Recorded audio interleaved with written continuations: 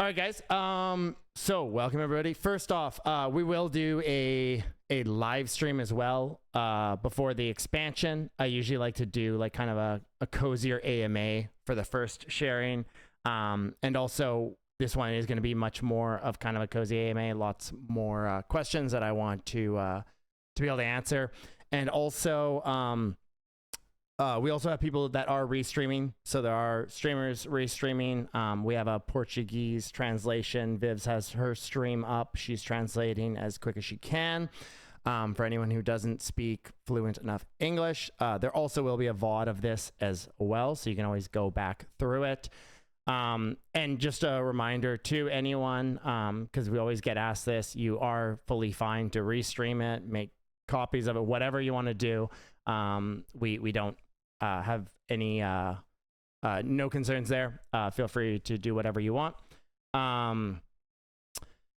Additionally, I bought up a few more monks that will be given away today. Also, we won't be giving it away today, but also bought up a stronghold off token trove as well. That will also be getting given back to the community.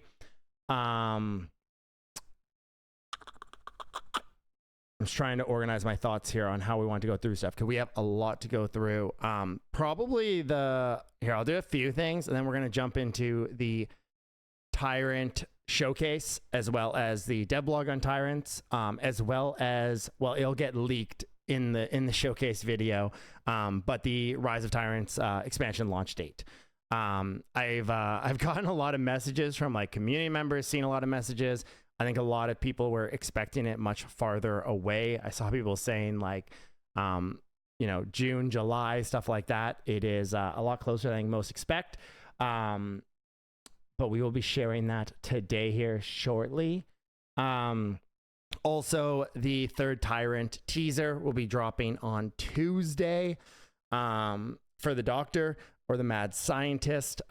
Personally, my favorite of all the Tyrants. I absolutely love the Tyrant design. I would say it's the most ambitious we've been on a boss mechanic or boss mechanics. It's a very, very cool fight. Actually, I'll share like lightly about it because I'm so excited over this one. But essentially, he has experiments that he will be conducting during the fight, which will be in different ways changing his kind of experiment, I guess you could say. And through this, you are able to collect potions in the actual domain and able to like purge those kind of toxins that he injects into his experiments. It's a very unique fight and something that we're very excited about. And just how you have to combine the potions to deal with the toxins that he gives to his experiments. It's a very, very unique fight. And that was really the intention with all of the Tyrants. They're all meant to be a big jump up from what most boss fight experiences are in RavenQuest, where in many, especially the Aether Echoes, where in many ways are kind of like a stat check. There is obviously like mechanics to avoid and stuff like that. But there's no, you know, with the Tyrants, they're very mechanically deep. So they all kind of have a core mechanic, but the way it plays is not just like, here's the single thing you need to be aware of with that mechanic. The mechanic kind of plays through everything the boss does. So with each boss, you are able to see what that core mechanic is, because some context is needed for them to understand what it does and why you want it, don't want it, etc. But then most abilities play with those, same with the environments in the actual domain. The Tyrants were very heavy on the design side. A lot of work put in to making them truly each truly unique and incredibly special boss designs. And while we will have 5 Tyrants to start, and 1 Tyrant for each region, there will, with time, be Tyrants for every region. Our goal is to have every region have its Tyrant, all that we feel fit.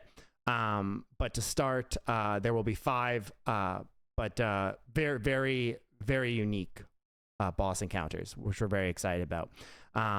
I look forward to seeing people get frustrated wiping on them and trying to figure out their mechanics.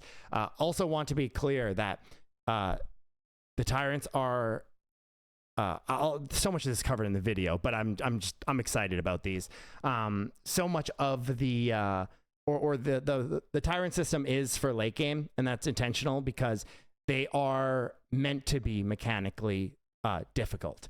There are, of course, Sigil tiers, and so the goal isn't that, like, if you're a level 80 and you're not super experienced or whatever, that you can't even like attempt them or have a chance at beating them, but they're much less of like stat and power checks. Obviously being stronger helps, but just being really strong won't allow you to defeat the Tyrants. You will have to understand them, understand their mechanics, work with your group especially. That's a big thing with all the Tyrants, is they require the whole group to be on the same page and coordinated, not just one player, and everyone understanding what their role is and their purpose is. And very much designed also around kind of more of that Holy Trinity feel, with having a true tank, a true healer, true DPS, etc. Some bosses will be better to have one primary tank, 3 DPS, a healer, something like that. Other Tyrants will maybe require an off tank, maybe an additional kind of soft healer, etc. That's really the design. Is we wanted all of them to be, you know, everyone has a role. It's not like everyone has to be physical DPS to even, you know, do it. But there's different, without leaking too much, there's different mechanics to each of the bosses that give fitting roles to each of those kind of positions. So yeah, we put a lot of time into designing these and really building them out a lot more as well. That's something we wanted to do with the Tyrants, is we didn't want them to just feel like a generic boss. We wanted to give them a lot of personality and a lot to them. So they actually have like kind of cutscenes with them, as well as like fully voiced during different mechanics that they do, a lot of kind of thematic parts to them as well. So really we put a lot into these Tyrants, and we're very excited about them. And it's been a very fun experience to kind of build stronger persona behind them, as opposed to most of the bosses that we've done in RavenQuest. And yeah, and also just incredible cosmetics, all unique to each Tyrant, which we're very excited about. There are some rewards that are shared across Tyrants, of course, but actually majority of their loot table is unique, which is very cool. It's not 4-man parties, no.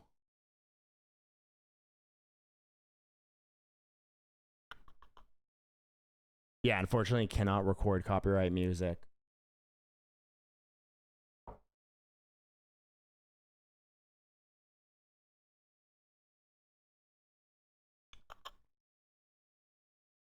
Also, for anyone listening, if you're asking questions in the Portuguese tavern, please ask them in the English tavern. Just use AI or Google Translate or whatever, translate it. I can usually understand what you're asking, but I'm only checking the English tavern so that I'm not tabbing back and forth between them.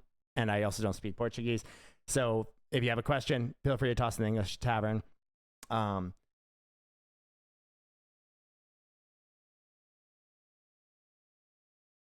All right. How about I just get right into the video, because it answers a lot of the questions, and then I can dig deeper into each part of it. I'm not just going to share the video and jump on the next topic. So I'll share the video and I'll give more context onto a lot of things behind the Tyrants and why we went certain ways, and talking more about raids in general and stuff like that, because yeah. Okay. Let me share first video, and then we'll go through the dev blog after, because it maybe adds a little bit more context as well. First thing that I want to share, because it will literally be the thumb. Oh, wait, hold on. I can avoid it. Okay, we'll share it after. Oh no, it says it at the end. Says it at the end. All right, let's jump into it.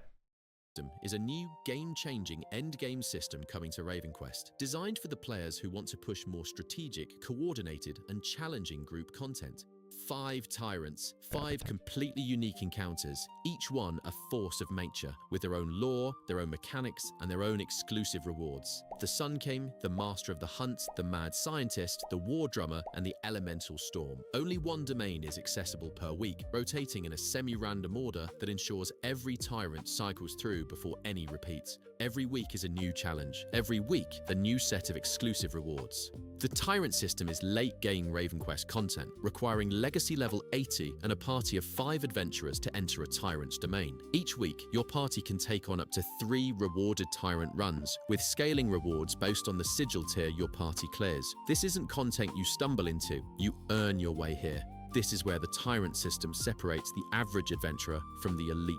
Sigils are tiered difficulty modifiers, each one making the Tyrant more lethal and the rewards more valuable. Defeat a Sigil tier to unlock the next Sigil. You can always drop back down to any tier you've already cleared, or follow a leader with a higher Sigil and push further than you've gone before. Defeating a Tyrant isn't just a flex, it's a statement, and the rewards are built to match that prestige. Every Tyrant carries a unique and thematic loot table, exclusive mower and wagon skins, trophies, banners, and house decorations tied directly to that boss's identity. But the crown jewel of the Tyrant system is something new: relics. Rare, powerful artifacts, permanent proof of your mastery, each relic unique to a specific Tyrant and upgradable through 3 distinct tiers. Tier 1, the Tyrant's Legacy. Each relic carries a unique benefit specific to the Tyrants it came from. 2 have already been revealed, the remaining 3 to be revealed before Rise of Tyrants launches. Tier 2, the Collector's Bounty. Every relic at Tier 2 adds a 10% chance to obtain an additional gemstone on any gemstone drop. This bonus stacks. Collect all 5 for a 50% boost. Tier 3, the Trailblazer. The highest tier of a relic for the most dedicated Tyrant slayers. Each Tier 3 relic adds a 10% boost to your renown. 5 regions, 5 Tyrants, the most strategic, coordinated, and demanding group content RavenQuest has ever seen. Prepare your parties, upgrade your gear, the domains are opening, the Tyrants are waiting. Oh, it actually doesn't give the date. All right, guys, I'll share the date now. Rise of Tyrants will be dropping on May 23rd on Saturday. So 3 weeks from today, Rise of Tyrants will be fully releasing. We're going to go through the dev blog and talk about a few things more in depth because it'll be easier going through it here. It kind of similar recap, but it goes a little bit deeper into a few things, and I'll give additional context.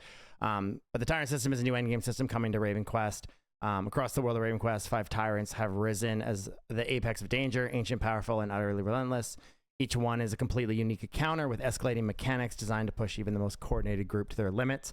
Conquering a tyrant demands coordination, strategy, and a group that truly knows how to fight together. This isn't content you clear once and forget. The Tyrant system is evolving pursuit, one that rewards consistency, mastery, and courage to push further each week. Tyrants, 5 Tyrants and 5 regions have revealed themselves, each one a force in nature with their own lore, their own mechanics, and their own exclusive rewards that cannot be found anywhere else in RavenQuest. 2 encounters are the same, or no 2 encounters are the same, and no 2 reward pools are either. Here are the teasers. Also, we did this intentionally, so you guys can't read ahead, but I will post this after the AMA. The domain of a Tyrant doesn't stay open forever. Each week, one awakens, its domain thrown open to those bold enough to enter. The rotation shifts in a semi-random order, ensuring every Tyrant cycles through. Every week is a new threat, a new opportunity of rewards. Tyrant domains. 5 Tyrant domains, legacy level 80, party of 5. This is something that I'll chat on. Actually, originally we were going to do a party of 4. We decided to do a party of 5 to have a little bit of variety in group size.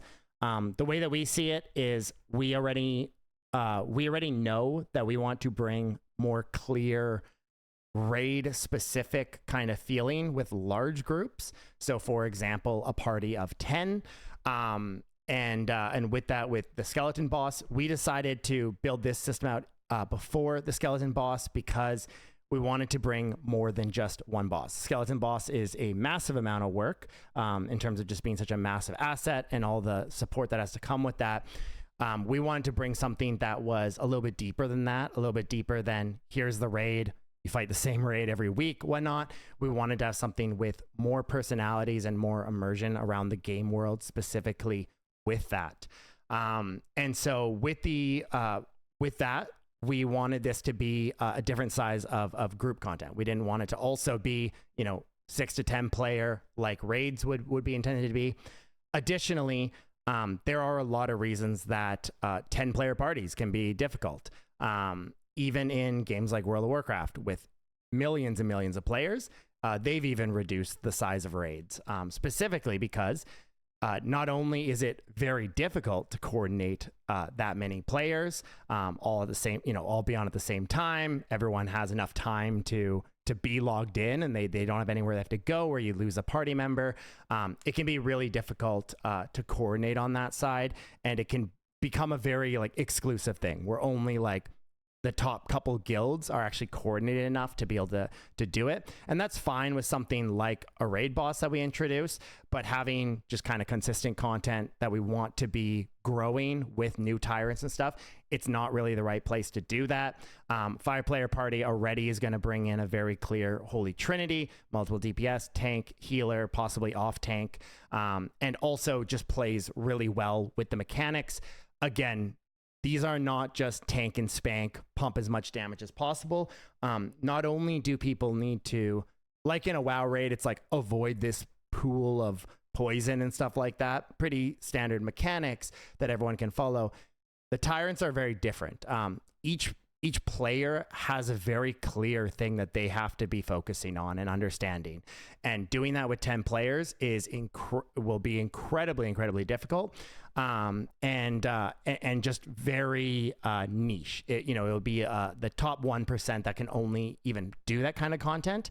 And we feel like this kind of content, this is much more strategic kind of boss content, is very much needed for late game. So it's not just something like Aether Echoes and something that's a bit more pinnacle, but also we didn't want to right away jump up to, okay, 10 of you all need to very much do exactly your role, and kind of jump over, I guess, that gap, because we know we would drop that and a lot of players would be like, hey, we're not able to find 10 other players, we're not able to coordinate where we can all have enough time. Of course, the most dedicated players will, and that's why we still see a huge appeal to having a much more raid style as well. But we felt like this was a better fit right now. And 5-player parties already open up a lot of unique elements. But 5 players all being very coordinated, reattempting stuff like that. We wanted to again avoid where you have 10 players, you're trying a certain sigil for 50 minutes or whatever. One of them has to now hop off, and you're like, okay, now we got to rebuild the party again. Just with the design of Tyrants, it would not have played out as well as we wanted. Because keep in mind, for us, making it a larger party size doesn't change anything, right? We can make it 10 people. It doesn't really change anything on our side.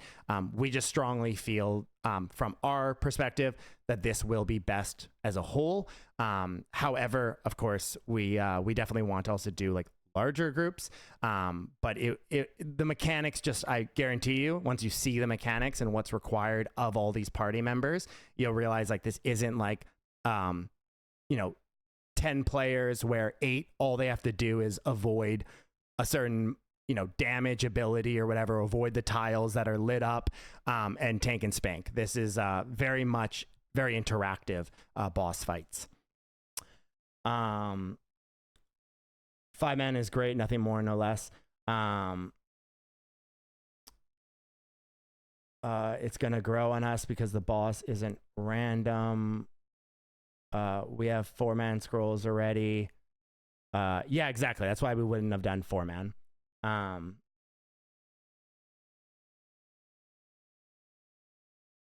Yeah, Daniel, I totally agree. Early game murder with 20 people fighting was so good. I totally agree. Again, that boss fight though is designed very differently from what Tyrants are designed as. It's a very different experience, and it's much easier. Let me put it that way. The other thing too is these Tyrants, they require 5 players. You're not going in with more or less, because the mechanics are designed around a certain group size as well. Is there a reputation or renown tied to a different tier of victory?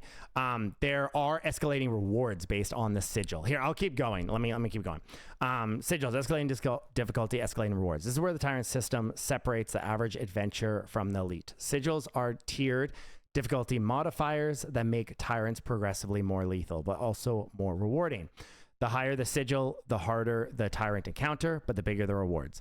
Defeat a sigil tier to unlock the next sigil tier, climbing up to 3 sigils each week. You're never locked into your highest unlocked sigil. Party leaders can select any sigil they've previously cleared, giving your group the flexibility to take on a weaker sigil or push a new sigil and unlock larger rewards. This is really designed around the idea that you can challenge a higher sigil. If you guys aren't able to do it, you're able to go back down. Even if maybe 1 week, your party that you usually play with is not available, or you're missing your main tank or your main healer or something, and you don't feel like you can challenge the highest sigil, you can always do the lower sigils as well and still get rewards. They do scale based on higher sigil difficulties. Gameplay, no 2 fights are the same. Forget simple tank and spank. Forget face tanking. Every Tyrant is a choreographed encounter that demands your full attention and your party's complete coordination. This kind of some fluff. But Tyrants are very much designed around that, as mentioned. It's much more of a strategic, like figuring out the fight and how to beat it, rather than just run in, tank, and spank. Granted, sigils also make it more difficult. They also make the mechanics more difficult. So going in as like top players, you guys will probably have an easier time with Sigil 1. However, they do get progressively more difficult.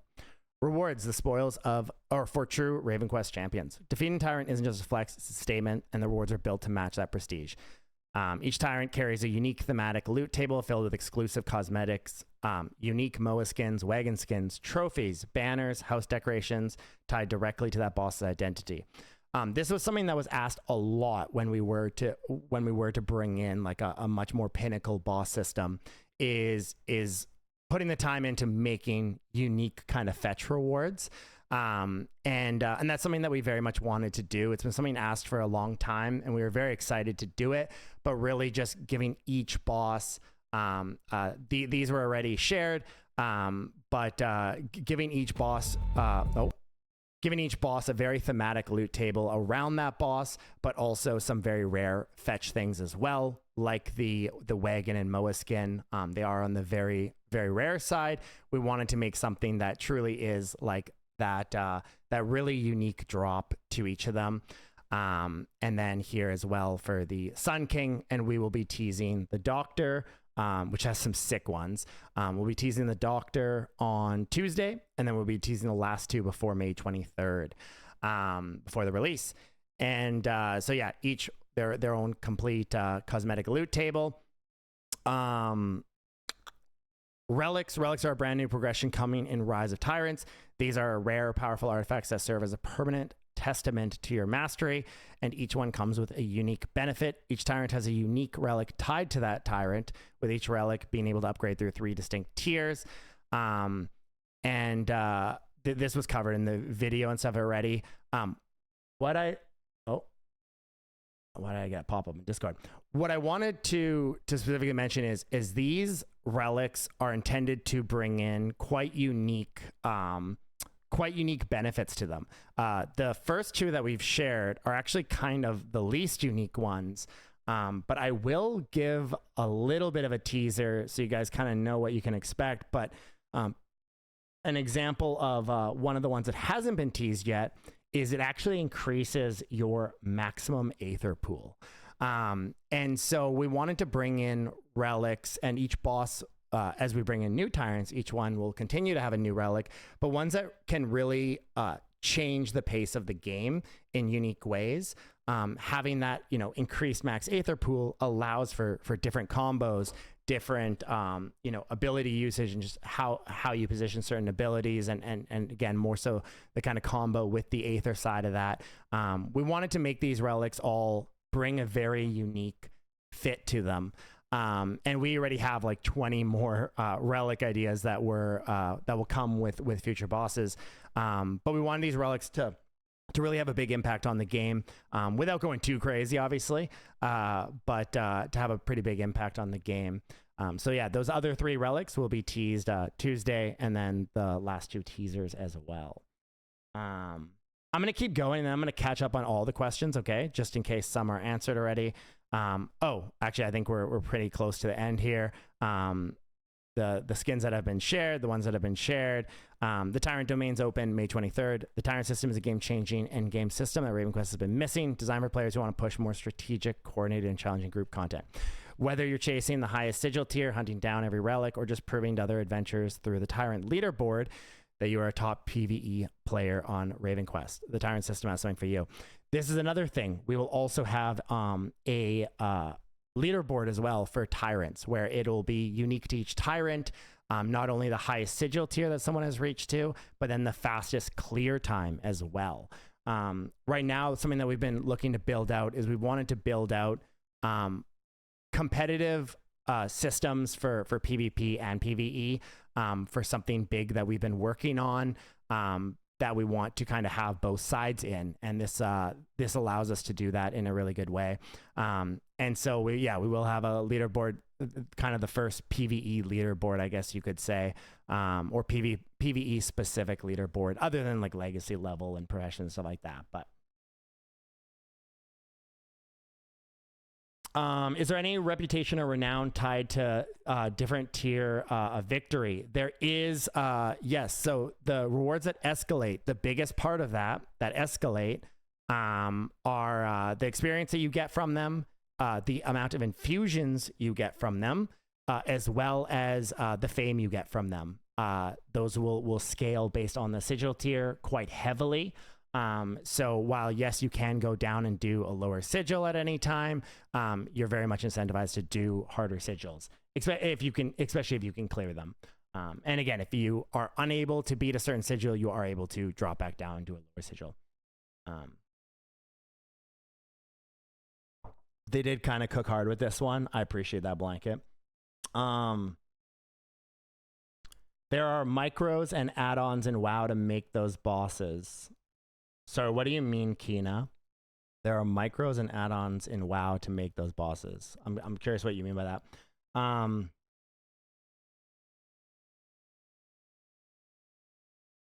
You can defeat 3 per week. How many attempts are available per week? Yeah, so you're able to basically get rewards 3 times per week. So you're actually able to reattempt them more. So if, for example, there's a group having a hard time finding a tank or whatever, you are able to say, hey, I'll come tank it for you, but you gotta, I want X, Y, or Z or whatever. You are able to join an additional party. Additionally, if you fail, you are able to like reattempt it. Yeah, the way that the Tyrant system works is essentially there is like a timer on how long you have to try to beat it. You can respawn and reattempt as many times as you want within that timer. We have that because we do have like a daily server save, and so we need to make sure like groups are not in the Tyrants when that happens.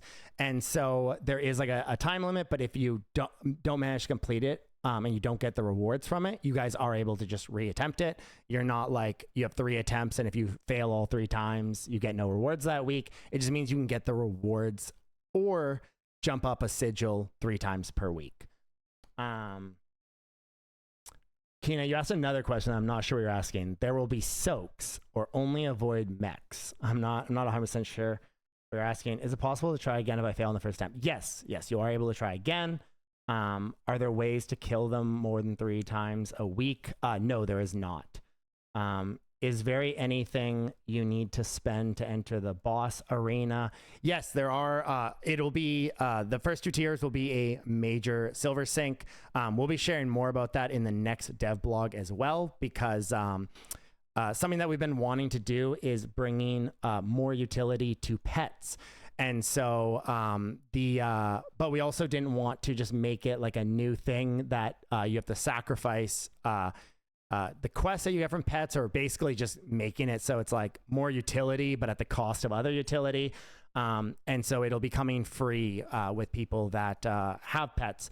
We'll be sharing more about that though in the next teaser, so I don't want to jump into that. But the first 2 tiers are purely just silver. The other one is not just for people with pets. It's a tradable currency that will come automatically from breaking down gemstones as like a bonus to them.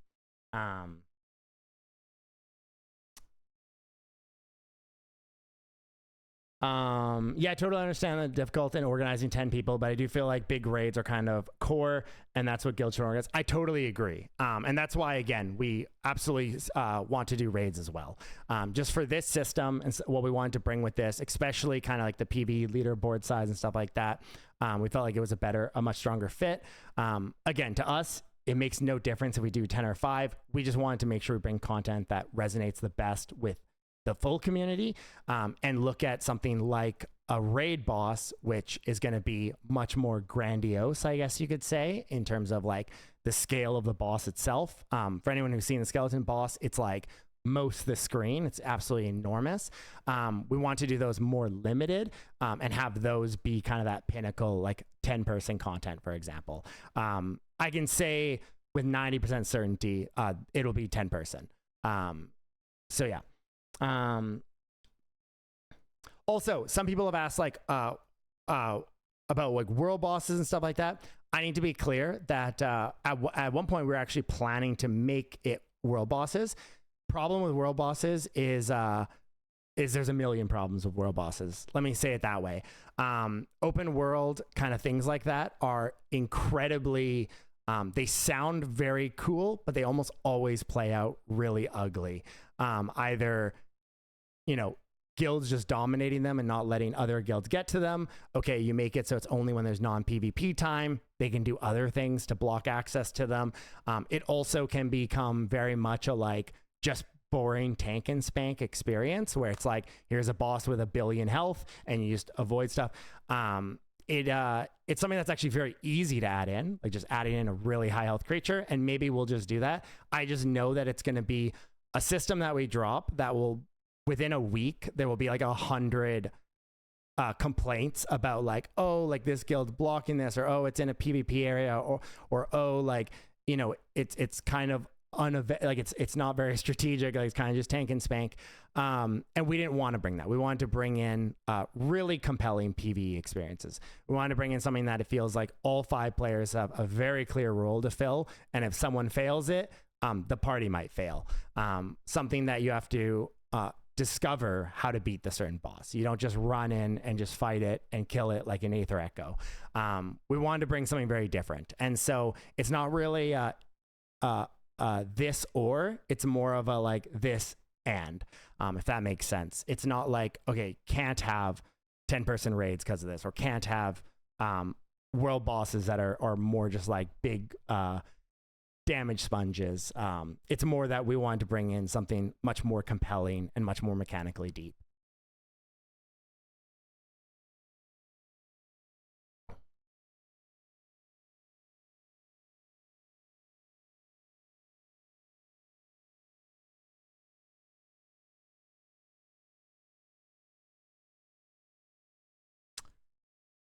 Meta events in Guild Wars 2. Yeah, that's actually what inspired our dynamic events. And that's probably how we would do world bosses, is probably tied to mechanic events or dynamic events.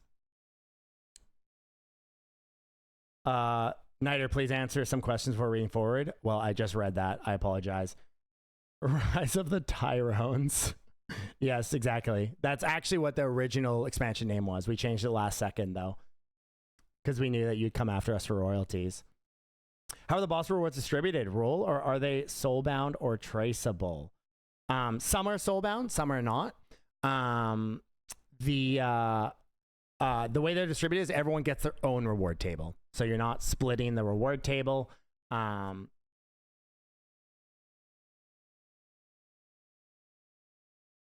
Okay, everyone went crazy over a leak. What was the leak? What did I share? 9:36, 10 minutes ago. What was it? What was it that got everyone excited? Oh, the Aether Echo relic, probably. or the Aether Relic probably. But will you be able to choose relic to use, or you will be able to wield them all at once? You will be able to wield them all at once, but that's because they don't like directly conflict with each other. So you're not choosing one to use. That's something that's more related to the skeleton raid, on something that we have planned for that. But they don't conflict directly. It's not like you're stacking Aether, like it's not like you can have like 3 of the Aether ones, for example. I got distracted for 10 seconds, didn't hear it. Why is everyone saying damn chat? I assume from the Aether Relic. But the Tyrant system is not repeatable enough. In what way, Zeus? I'm very curious why you say that. Some boss will give you a trophy that increases it. Oh, yeah, okay.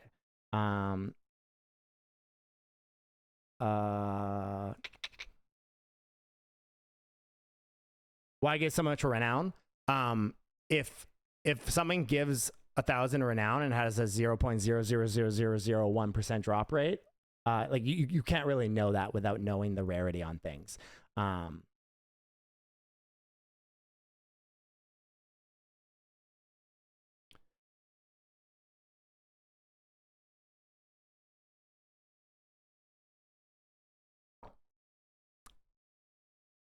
I just heard that. Max Aether Pool. Yes, sir. It'll be kind of where we need to make 4 to 5, well, 5 party, like a healer, tank, or DPS, or can we do this with just 5 ranged weapon powered DPS, just doing the mechanic? You will, they're very much built around needing certain roles. This isn't to say, like, if you're, the top 5 players in the game, that you can't do a Sigil 1, maybe without a certain clear role. Or this isn't to say that you have to have necessarily a dedicated healer when you could have 3 hybrid healers for Sigil 1, etc. But the Tyrants are very much designed around specific roles. Actually, I'll give an example of this. The doctor, you have to grab potions from his alchemist, or from alchemy tables, to cleanse the toxins that he injects into his experiments. With that, the potions that you grab, they have a debuff when you grab them, based on different archetype, or not archetypes. Archetypes in the way of using it, other than the way that we use it, I guess you could say. There's going to be certain potions that certain players aren't going to want to take, and ones that people are going to want to take for when cleansing because of the debuff. But you'll want a diverse party, if that makes sense, to make sure that you're not getting punished uniquely from those. And most of the bosses have mechanics like that. There's also they're also designed around the fact that, like, you will need healing, you will need a tank. Again, to be clear, if you're like the top players and you go down and do a Sigil 1, maybe you won't, right? But definitely, if you're wanting to push, they're designed around making sure you have a good tank. Couple of them even making sure you have an off tank, etc.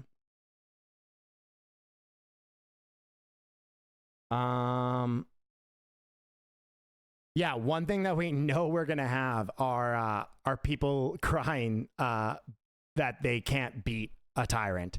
Again, I want to be super clear. The reason why we put this as level 80 content is we want it to be difficult. We want it to be challenging. We obviously want them all to be beatable and the mechanics to be beatable, but it is a big step up from the difficulty of mechanics right now in RavenQuest with any boss. And so it will be significantly more challenging. Actually is amazing if that's the way it is. Unlimited tries without reward, limited reward attempt sounds really good. Yeah, exactly. Yeah.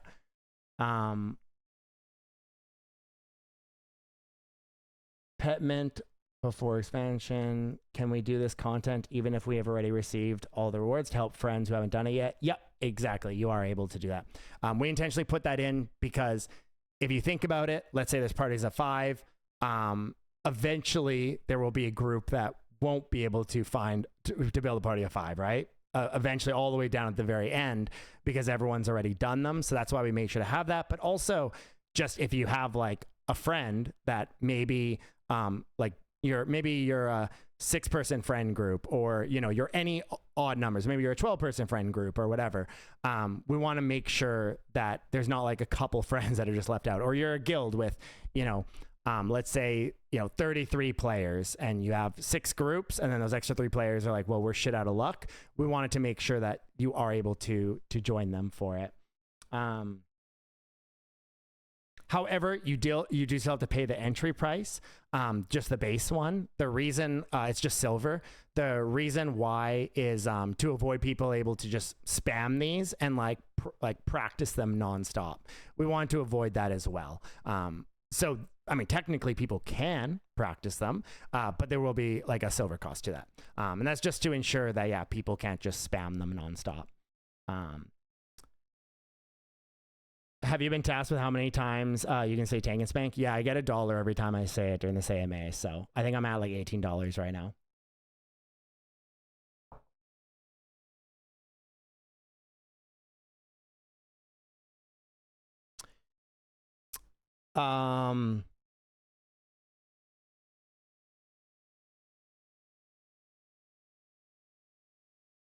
Insert any BDO world boss. Taco, that's exactly my example. I've played like virtually every single MMO. I'm an MMO guy. That's all I do. I make MMOs and I play MMOs, okay? This is what I love. And since I was very young, since I discovered my first MMO when I was in like grade 3, almost all the time, world bosses never play out as people expect. I hate world bosses in MMOs because they're pretty much always the same. You run into a spot, the screen lags because there's 800 people shooting at it, and then it dies, and you're like, okay, cool. Like that was, you know, I went in, did my rotation. Maybe I just tagged it and then stood there and watched. It never feels very satisfying. I don't have any memories of those experiences versus like going in with my friends and overcoming a certain boss that was mechanically rich. Those are what I think make special fights like that. Keep in mind, it would be very easy for us to just make a creature that spawns once a day or randomly that has a shit ton of health and everyone runs, tags it, and kills it. It's just not very compelling to us. But I will say 100 times easier than the Tyrant system. But we just don't think it's compelling content. We think it brings a lot of other problems. I shared a few of those, but I feel like it's a system that every single 2 days we'll need to do another iteration on it to be better, and it'll never really get to that perfect point because there's really no world boss system in any MMO that I think is like really a sound design.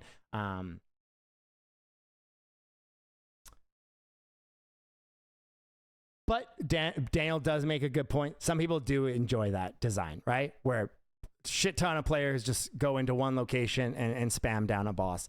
I'm not saying that it's like objectively just dumb. I'm saying like more subjectively, I've never thought it was good design. However, there is some fun in it too, especially early on when it's kind of a bit more fresh and original, like the first few times you do it. And so maybe we still throw something like that in. I'm not like opposed to it. But yeah, I think what's more interesting is an ocean world boss like the Kraken, where it's ship based. I think something like that could be interesting. But yes, there is the normal death penalty for dying. What's the issue with tank and spank content? Sometimes content like that is better than having no content at all. Exactly. Totally agreed. There's nothing wrong with it. It's more that we wanted to do something different from that and something bigger from that rather than just tank and spank content. Please make some even when it's stupid and easy to make. Simple tank and spank world boss would be fun. Yeah, that is a good point. Yeah, that is a good point too.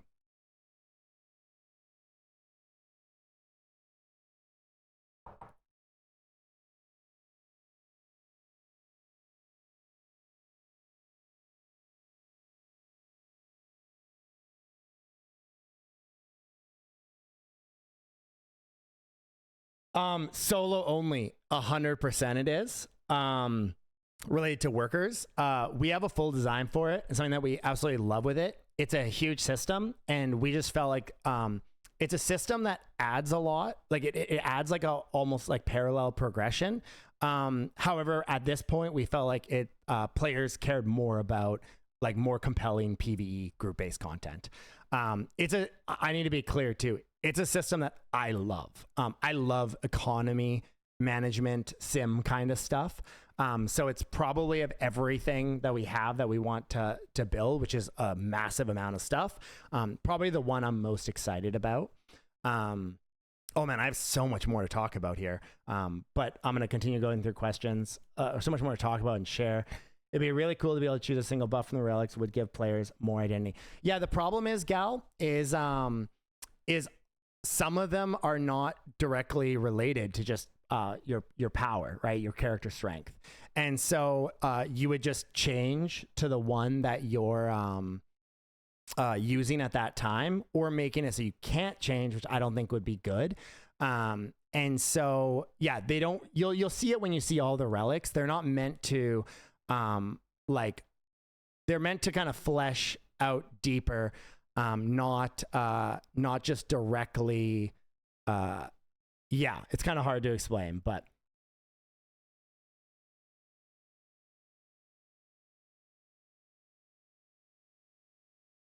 yeah, the cosmetics are not the 0.00001% thing that I mentioned, but they are rare. They are rare.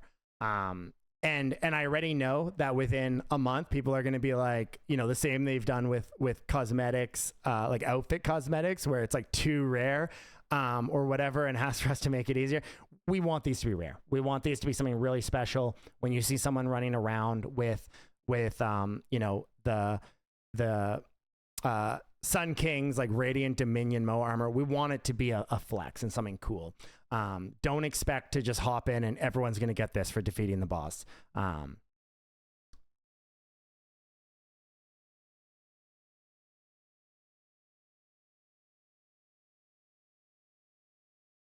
Is level cap increasing? So we're actually exploring right now a pretty big change to this. We're bringing something that I'll be sharing in a bit that brings a little bit more, a couple milestones behind legacy level. And we've been looking a lot at just the difference of legacy level and effective level, and looking at a pretty big change. We'll be sharing more before the expansion, because we're still kind of going through it, and if we really like the change. But the truth is, RavenQuest does not, it was not designed to be a game to have like a hard cap. It was designed to have like soft caps, but it was much more designed around the progression of BDO. So uncapped progression, but somewhat of a soft cap. And so there's a lot of things that the effective level hard cap just doesn't really make a ton of sense for in the current design. And it's something that's, if anything, kind of outdated from old designs that we had that was just never really changed. And so we're exploring something there, but when we share it, we'll share it all at once, because we want to make sure that it's something that we are 100% sure we want to put in, but it would be for Rise of Tyrants.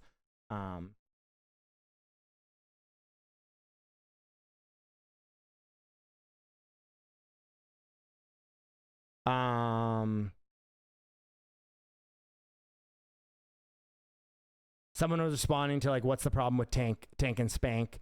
And someone was just saying that there's no challenge, skill check is superior. That's kind of the idea around this. Obviously, again, being stronger will be beneficial, no doubt. A certain mechanic that you deal with better, you know, you could deal with better if you take a little bit less damage, but some of these mechanics won't really care about that side. If you screw up the mechanic, if you don't counter it the right way, you will wipe. Simple as that. And that's really the intention. My birthday is May 13th. What can I expect? You can expect a birthday message from me if you message me on May 13th saying it's your birthday.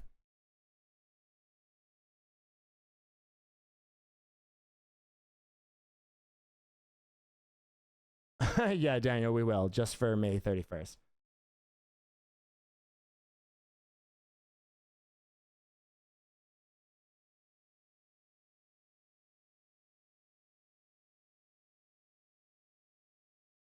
Sorry, Gabrass, what are you referring to? Why you guys love to don't let people play the game? And is it because they're level 80? Legacy level 80?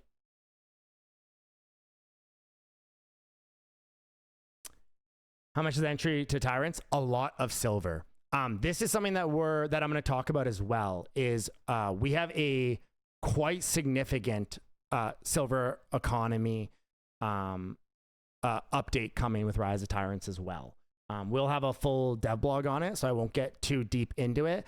But we have a very large silver economy update coming to RavenQuest as well. Make a poll on world bosses, please. This, Daniel, like what kind of poll? Because like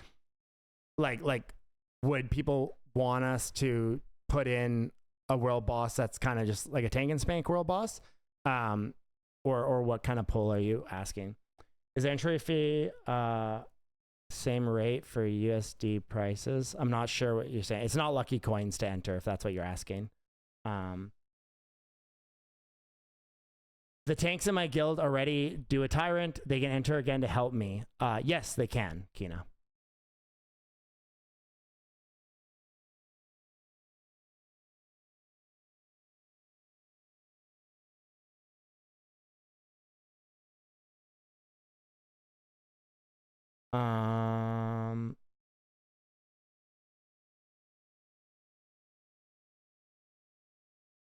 I hope you guys are gonna take market fee tax to 0.5% or something, because inflation go crazy.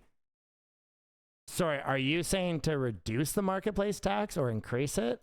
Like, are you saying to increase it by 0.5%?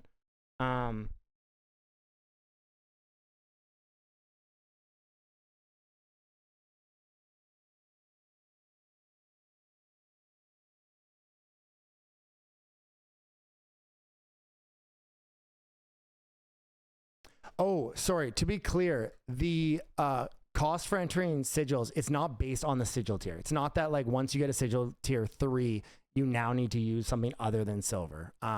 Just want to be clear on that. You will be able to do any sigil tier with just silver.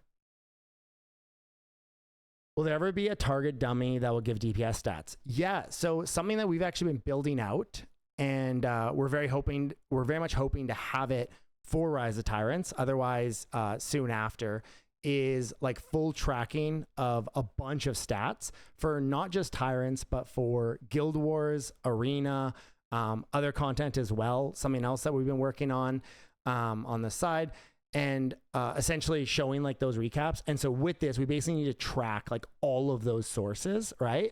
In real time on creatures, on players, etc. It's a lot more work than obviously people think. But back end, there's a lot to track and do it efficiently as well. So it doesn't just lag the shit out of the servers.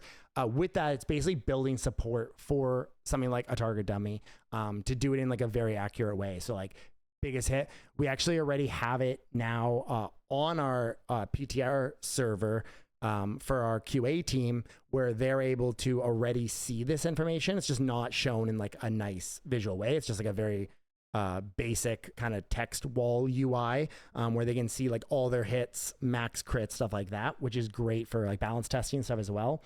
Let's wait until Hydra catches up with this. Somebody still understands you'll not be able to get rewards more than 3 times. Why limit access?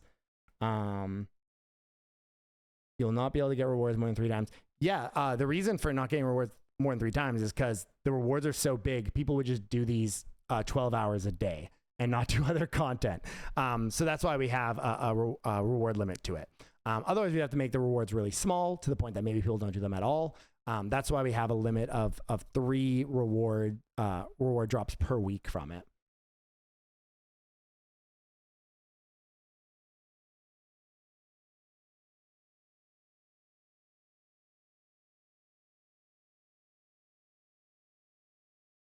Thanks, Snyder. Yes, I think it's something that would help material shortage moving forward.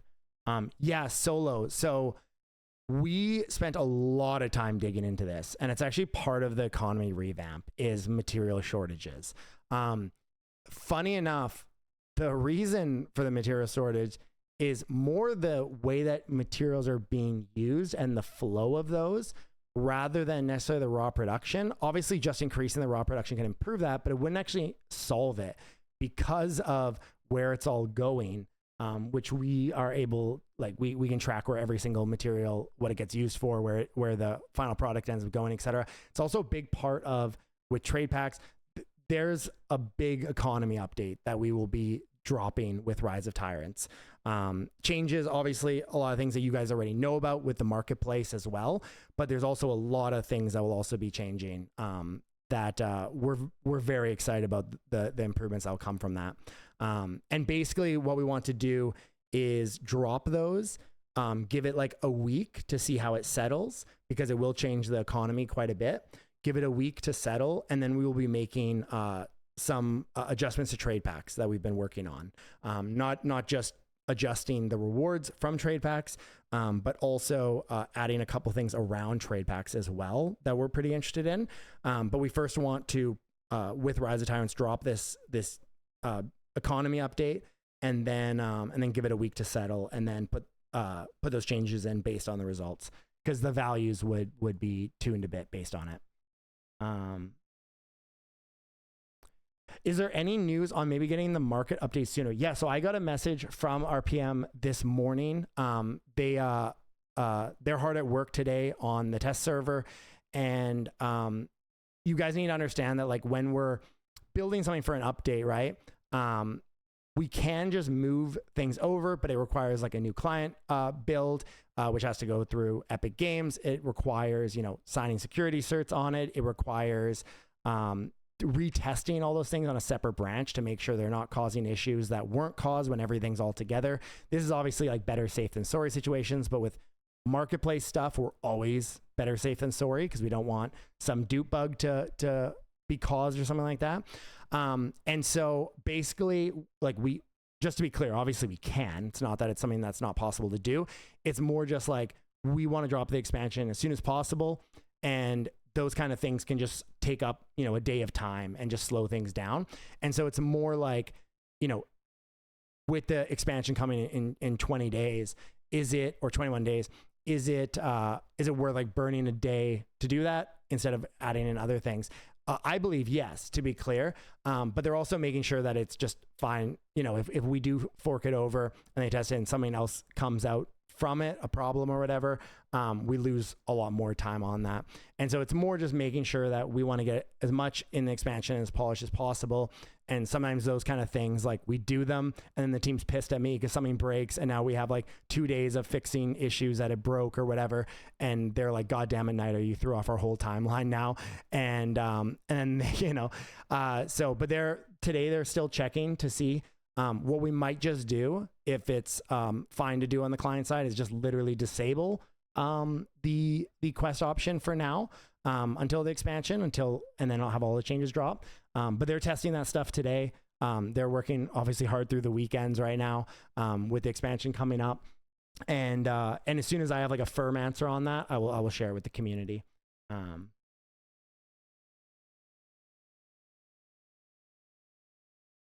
Oh man, I'm like 12 minutes behind.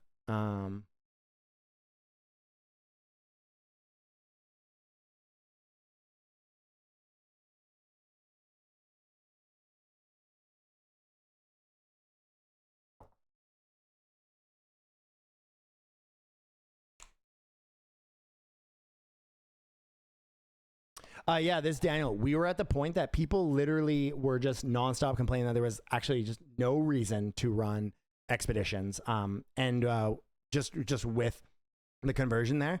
And so we knew that we had to change something there, and we also knew we wanted to do an event. We like doing events. I think you would be shocked, even at the values, how small of an impact it actually does have. But at the same time, expeditions were at a point where it wasn't even worth running them anymore. So while I hear your point as well, and of course that's considered, that's why we're not doing like a 10x event or something. We ran the numbers on it, and we also know, I haven't shared much about it. Something that I will be sharing pretty much right before the expansion, probably like a day or two before. And I unfortunately can't share it before the expansion, because it will have an impact on the price of Quest. We will be sharing about the new ecosystem fund, and I've shared lightly what's in that. And it's actually much bigger than 100,000 that we now have committed behind it. But it includes liquidity rewards, all new staking rewards. That's not even in the 100,000. That's actually on top of it. New player growth acquisition rewards, and a couple other things, including buyback plans, as well as something related to landowners as well. Again, I can't share on that until we push it live. So we'll be sharing about that probably a day or two before the expansion. But we've been cooking pretty hard on that. And yeah.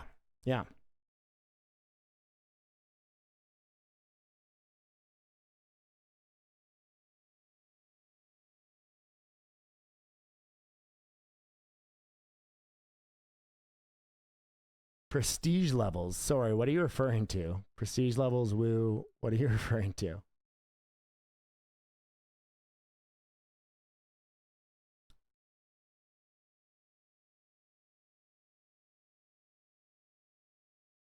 Will there be any acceleration in players level up to 80? Any new player or anyone who stopped before level 80 will have a pretty boring experience if they have to level to that. Yeah, so I mean, lots of MMOs do catch-up mechanics, especially over a year after release, right? Many, like World of Warcraft, you basically just catch up straight to the newest expansion always, right? We're kind of, both sides to this. We see both sides, I should say. There's no doubt that catch-up stuff is very good for new player acquisition. There's no doubt about that. We even saw it when we added kind of the accelerated up to level 60. There was more new player signups during that short period than ever before. It is very important for new players to join the game, and even returning players to get to certain content. But it always is matched with a lot of veteran players that get really upset about it, right? It's kind of a damned if you do, damned if you don't. And the reality is, a lot of players that would vote against something like that or be upset about it, very vocally upset, which they usually are, they're also the same players saying how much they want, new players in the game to grow. But then when you push stuff like that, they're ready to burn, the Discord down and all that kind of stuff. So it's a very tough position that it puts developers in, because there's no doubt that it works and that it's very beneficial. But even if someone's level 90 and you're like, okay, people are gonna have a little bit of an easier time getting to 80, they many times still get upset about it. It's one of those things where sometimes, as the developer behind a game that you want to see do well, and you want to see the community do well, because everyone likes more players and more people playing. Sometimes you just have to eat the vegetables there and be like, okay, this is best for the game. Even if people are gonna be upset, we just got to deal with the people that are gonna be upset. Right now, we don't have any plans on something like that for Rise of Tyrants.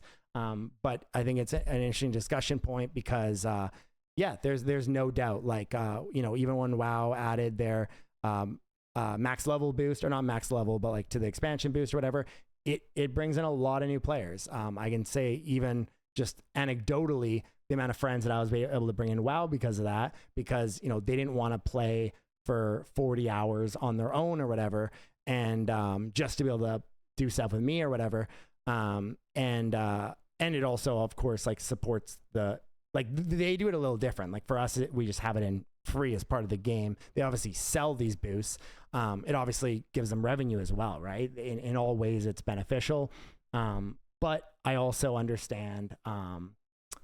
I also understand the people that don't like it, because they're like, "Oh, you're making it easier for them now." Yeah, it's a damn if you do, damn if you don't kind of situation. But there is no doubt that it is very beneficial for bringing in new players and returning players.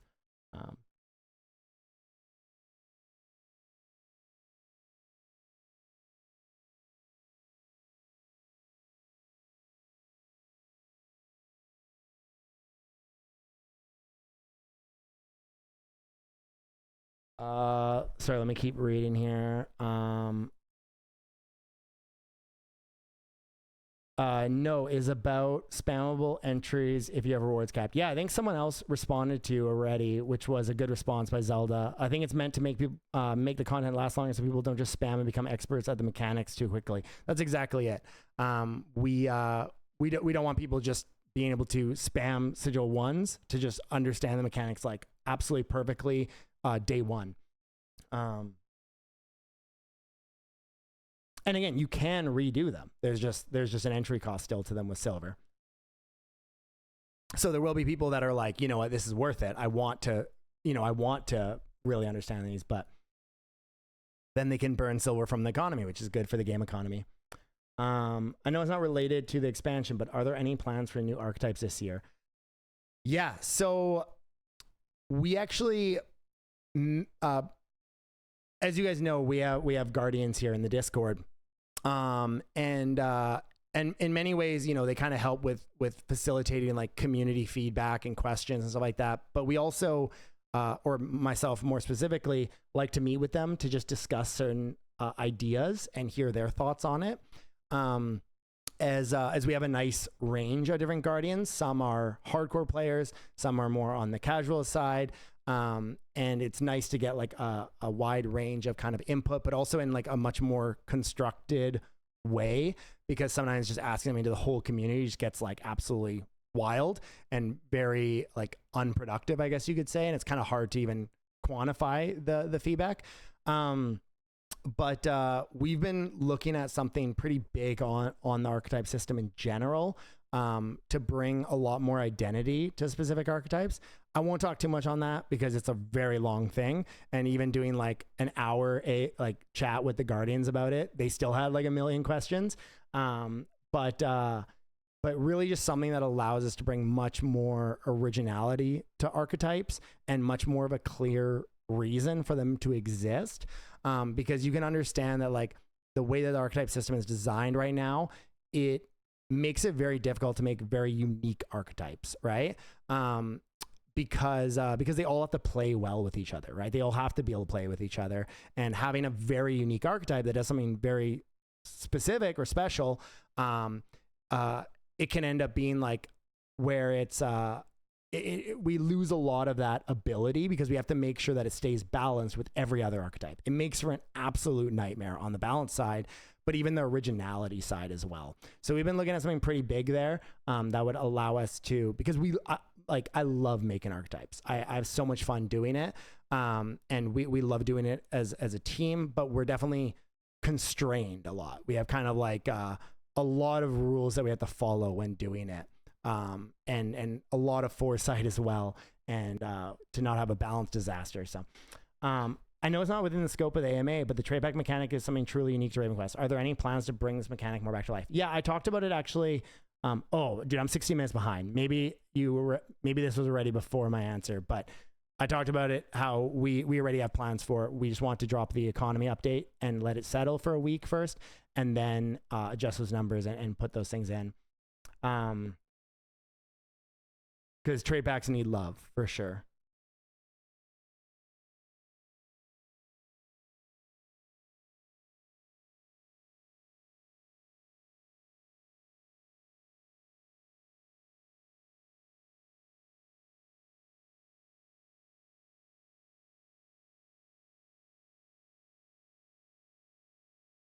Okay, let me keep catching up.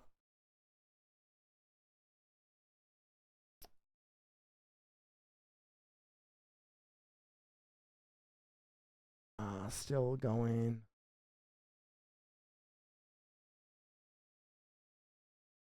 It's Snyder himself said that. I meant to decrease and take it to like 0. Oh, you're saying to improve the silver economy to reduce the marketplace tax? That is very counterproductive. Yeah. No, I don't agree with that. Generally, when you want to reduce inflation, just like a country does, usually increased interest rates.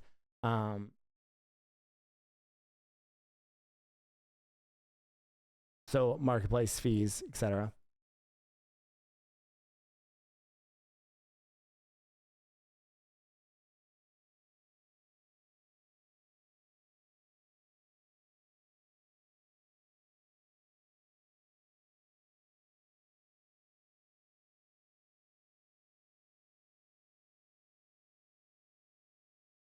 Yeah, we already talked about the character bazaar. It's actually done. It's ready to go. We may drop it with Rise of Tyrants. We're planning to drop it with Fortune's Frontier because of the carryover. Yeah, we might drop it with Rise of Tyrants already.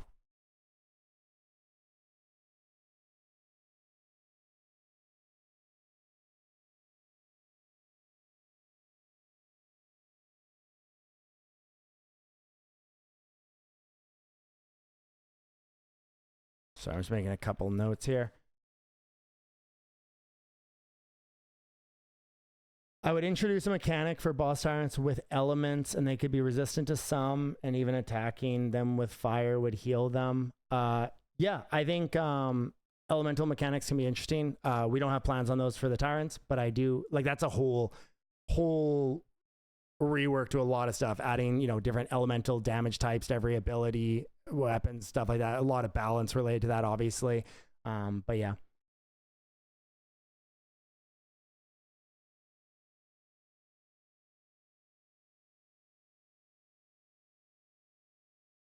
I think there might actually be a limit to non-reward runs, but it's like a pretty high limit. But I think there might be, but we might remove that because there is the silver price.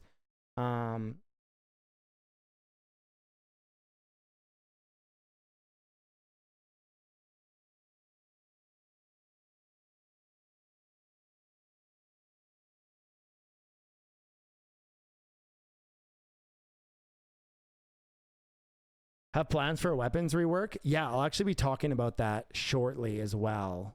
More specifically on the Warforging side and Warforging tiers.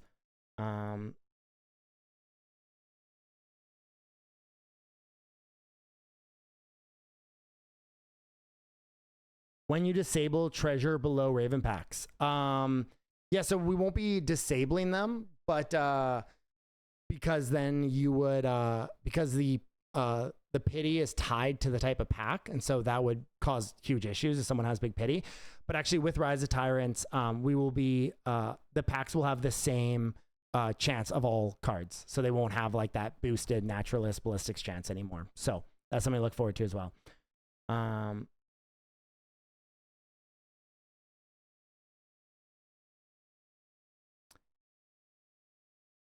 No. Eminem, don't. Daniel keeps kind of sharing incorrect information. Don't. You don't burn pets. You don't use lucky coins. Yeah. This will be shared. This will be shared. Any news on Warforged Shards? New levels, maybe? Yeah. So I'll talk about that shortly here. I'm still trying to catch up here.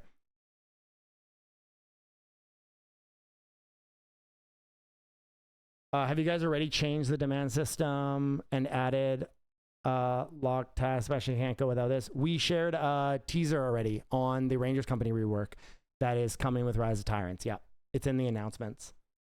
I actually have the video here too. I might share it as well if we have time. But you guys have already seen it. You can already watch it.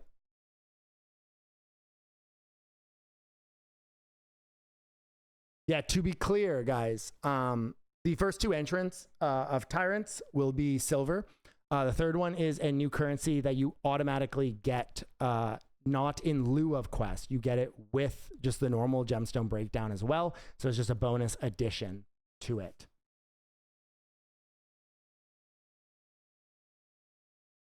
We thought about making lucky coins into crypto like Tibia coins. Yeah, this has been asked a lot. Basically just a... it basically just allows like easier transfer of them from peer to peer. For anyone who doesn't know, this isn't like a game token, like a Web3 game token. The way they do it is they basically just allow you to like mint them and then transfer them. So there's not really any, like there's no like speculative side of it or whatever. It's just for kind of transferring it. The truth is, Zeus, the reason they really did it, the conspiracy level here, but it was because there was like massive gambling stuff behind using Tibia coins as kind of a way to skirt like the law there. And they had to make some changes being a German company. And I feel like they kind of made that feature to allow people to still do that, because I don't really see where the benefit made sense for them to do it, for the user or for them. I don't really know. That's the only thing that, because we've dug quite into that and we were very perplexed by it. And then a few sites that we know that kind of do this for Tibia coins, they kind of mentioned that they're pretty much positive that's why they did it, because it worked really well for them when that was available. Yes, please, I want Silver Sync. Well, look forward then to the expansion, because there are a lot, especially Tyrants, but also other changes we're making.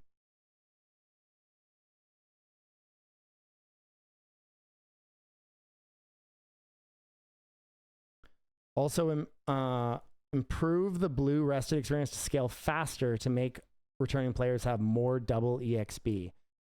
Yeah, him, it kind of goes into that discussion that I had earlier on, like, yeah, some players will want this, some players will really not want it. But yeah. Oh, thanks, Bunny. It's not connected with USD cost. Yeah, it's not connected to USD cost.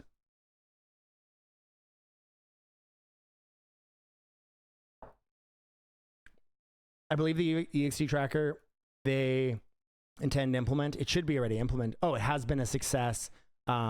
Like having DPS healing done. Yeah, it could also just be integrated into the EXP tracker. That's a good point.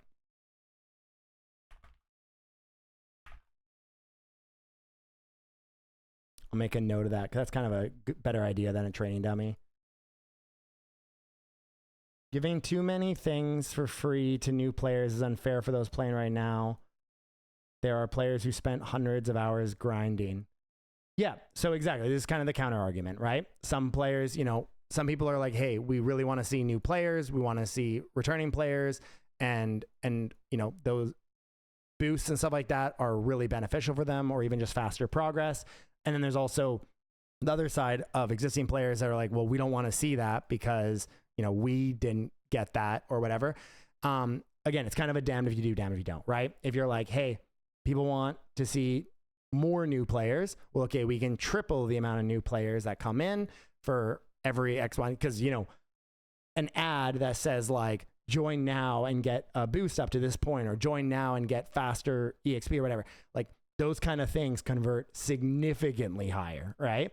But at the same time, like, you piss off existing players because they're like, well, you know, we don't care about new players as much as us keeping the progress that we had. But then there's also players that are like, well, we would rather see more new players than worry about that.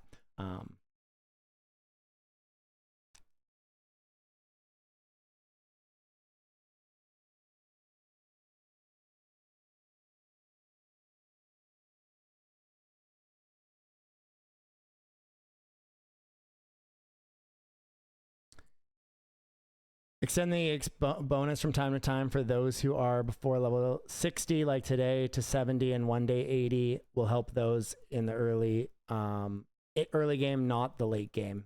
Yeah, and even when we added the boost to 60, the increased progress to 60, it was when players were already past 80, right? And we would never be like, okay, we're gonna like increase the rate up to level 100, where you know, like the separation there is still huge, obviously. Just finished my first high stakes expo of the event. Fuck yeah.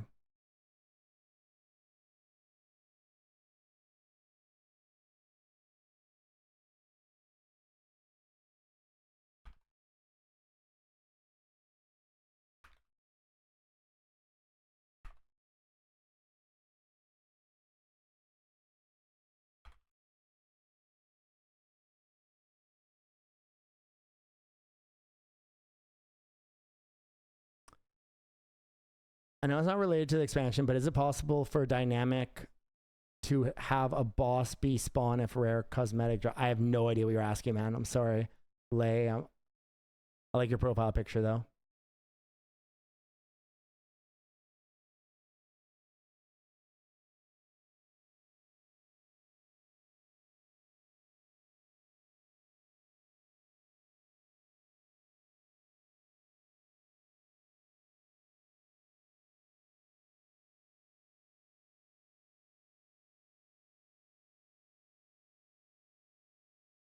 Say it or rewrite.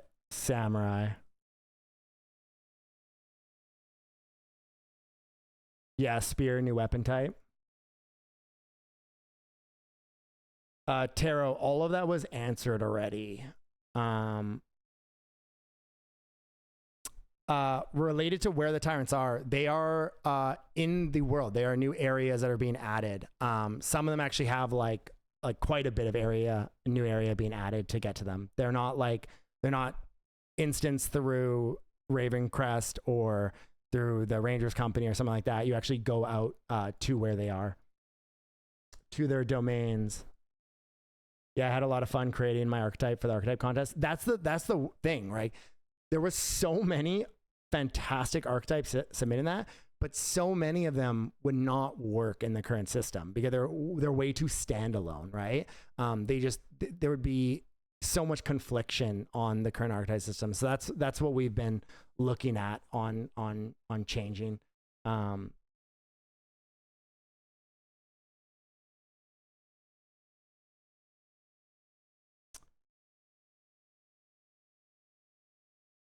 Any skill changes coming soon? Some skills like the one from Mace are horrendous. Yeah, I'm gonna take a sec, even though I'm still behind. I'm gonna take a sec here to chat on this. So something that we've also been working on is we're not 100% sure if it will come in Rise of Tyrants yet, or maybe I did get confirmation. I need to double check. I don't want to say yes. I'm gonna say no, maybe.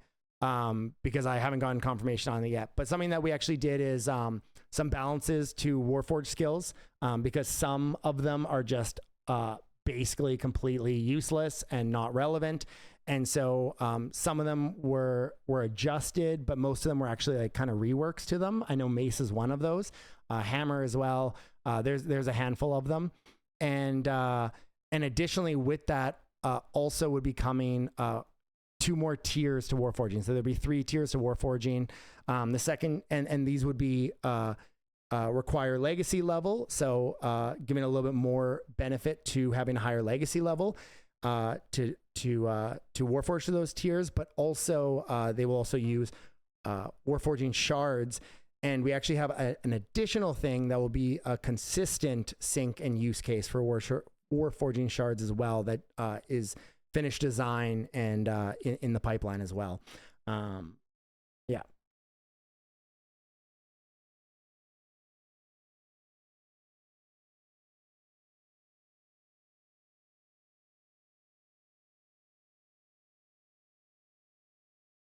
You are wrong because people are selling out the market. Sorry, what do you mean by that? Are you referring to like people are selling or like they're like trading items and currency outside of the marketplace? Is that what you're referring to?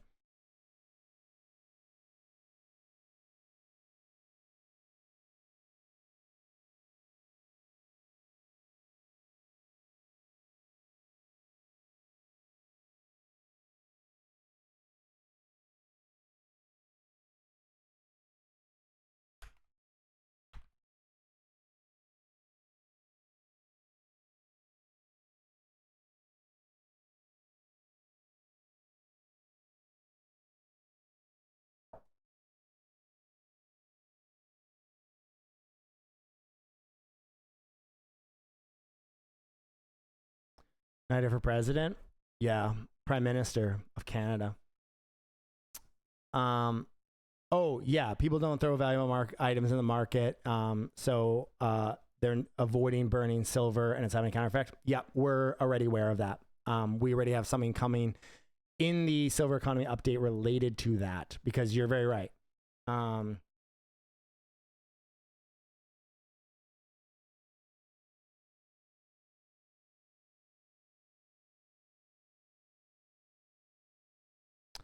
Reborn, I'll note that and chat with the game design team. The ultra rich should pay less taxes. Yeah, they're basically just being a good American citizen, avoiding taxes because they're wealthy enough, right?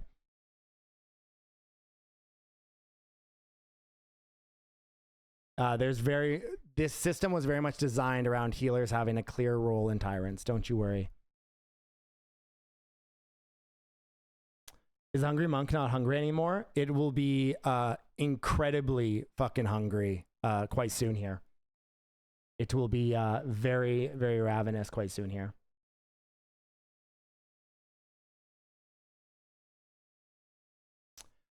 Yeah, one thing that I'll just like on that I'll just be transparent about, guys.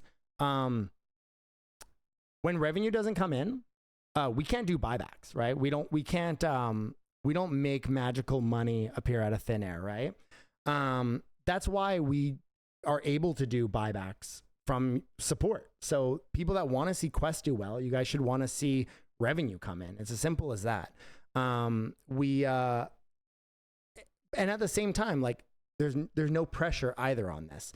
Like we're not like, we use anything that goes over our development budget. We use it all for buybacks. And I even have been doing quite a few personal buybacks. I just personally bought back a stronghold and stuff like that.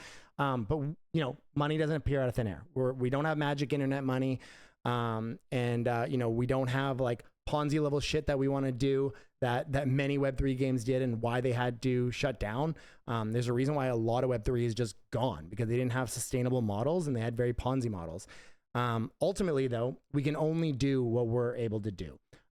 If any of you guys want to come and personally fund us to do $10,000 in buybacks, we'll happily accept it and we'll do it immediately. But that's why, you know, we need to be able to sustain development, and then anything over top of that, which we pretty much see every single major update that we drop, we always have a surplus and we are able to do more buybacks, right?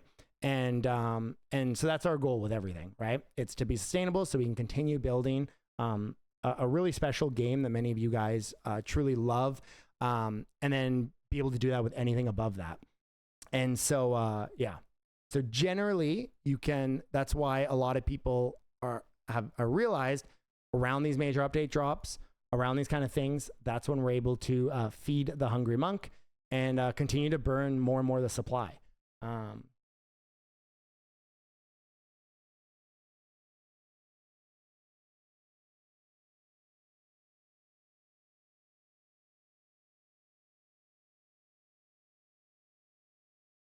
No, Taro.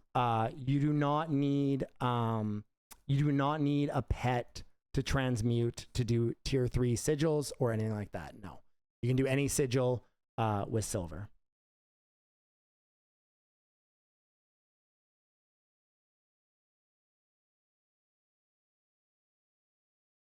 And also, you don't have to hold a pet either. Anyone with a pet will be able to get you in. I see plenty of low-level players already, though. I think you were talking about like the catch-up stuff.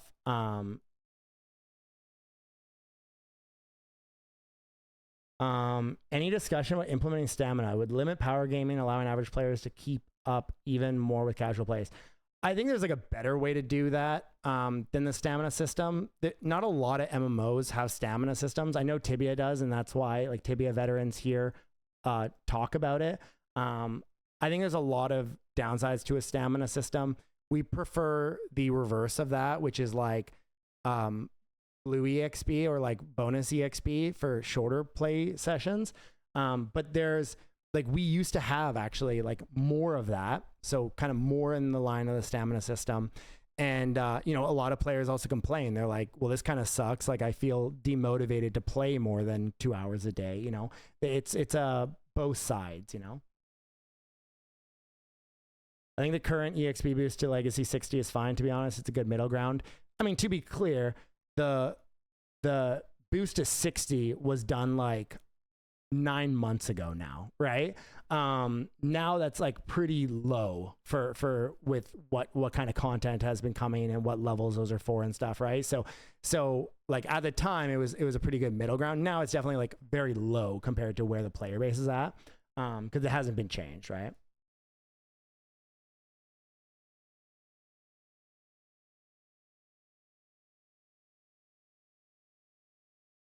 Amazing. Looking forward to the weapon changes and Warforging tiers. Yeah, same. Warforging legendary ring.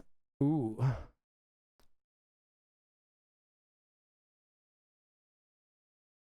Sorry, which trinket rework this, Daniel? Because I know there was a lot of changes already pushed to trinkets.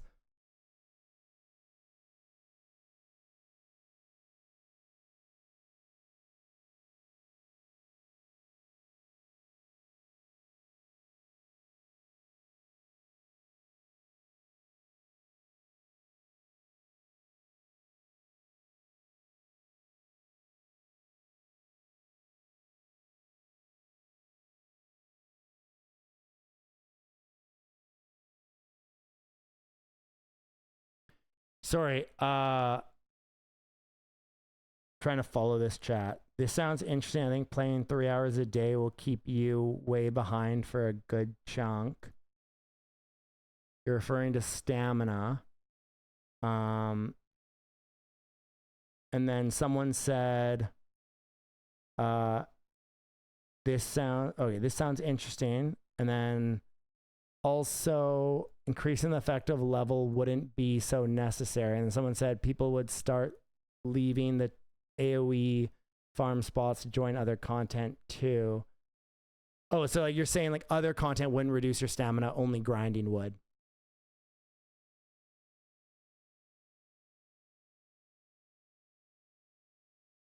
Reborn, I'm not sure which one it was. Maybe it was on the rested EXP. Maybe it was on the riffs. I made a bunch of notes, but I didn't note who gave them.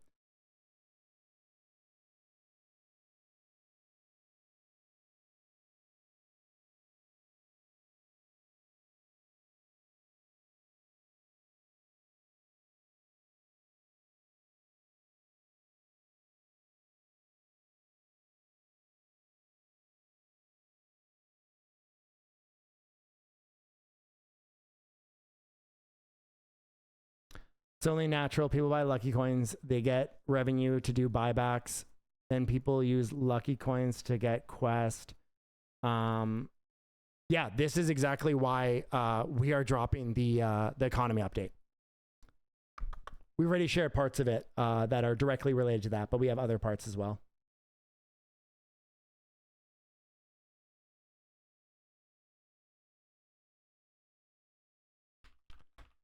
Sorry, guys. Lots of like good ideas are being shared here, so I'm also just making notes throughout. That's why I'm a little bit less rapid fire here. I keep copying over stuff and making additional notes. No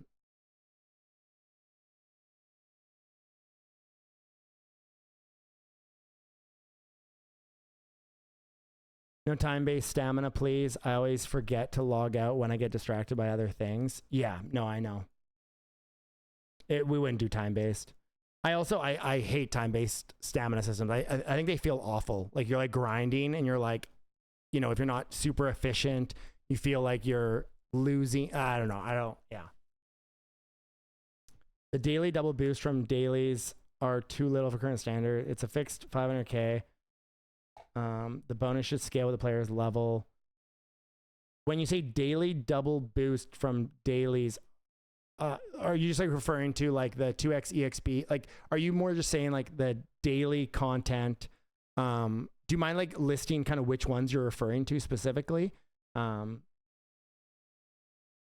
Rifts 2, at one point they were the best EXP in the game. Yeah.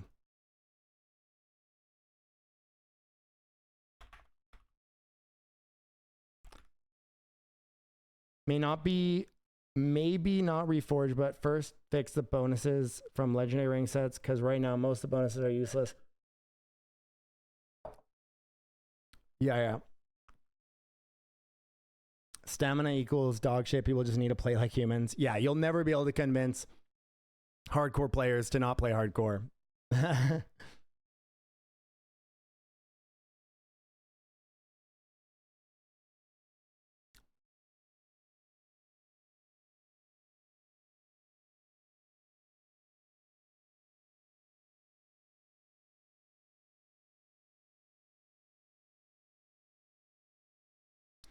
Landowner quest token airdrop is weak. Maybe change them to monks next. We'll be talking about that in the ecosystem fund as well, because we have something there related to landowners as well.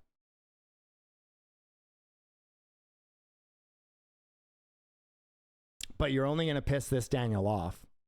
because he's going to be pissed off if you guys get more.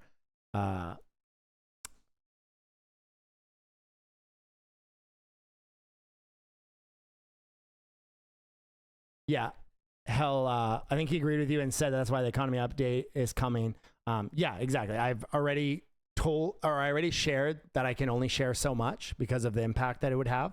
I can't just drop that kind of stuff in an AMA. It needs to be a full announcement. I can't share more, but yeah. We don't care, Daniel. Because Daniel is always pissed off. He is. He's a lovable pissed off, though. I don't mind him. I know he has best intentions.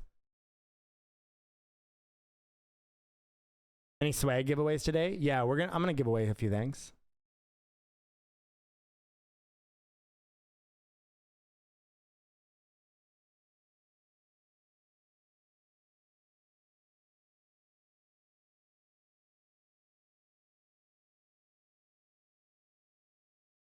Okay, I'm not that dumb.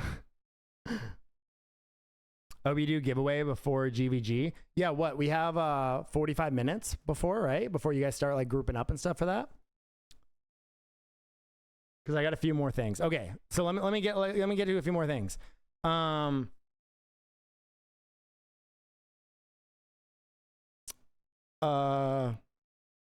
so I talked about the Warforging stuff. Again, that's not confirmed for the expansion. It all depends on QA pipeline and stuff. They're understandably very busy. They have, they want to make sure everything goes perfect.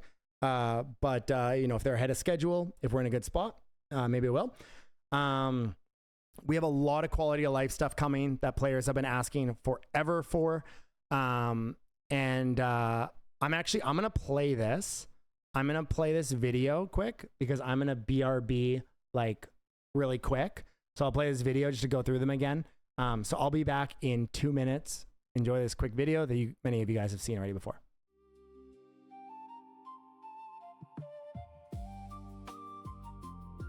We're excited to walk you through the latest improvements to our marketplace. Let's start with the revamped Buy tab. You can now easily track market trends by checking the average price of any item over a custom time period. If there's a specific resource you want to keep an eye on, just click the star to add it to your favorites for quick access. We've also upgraded the search filters. You now have the option to explicitly exclude specific attributes or qualities, making it easier than ever to find exactly what you're looking for.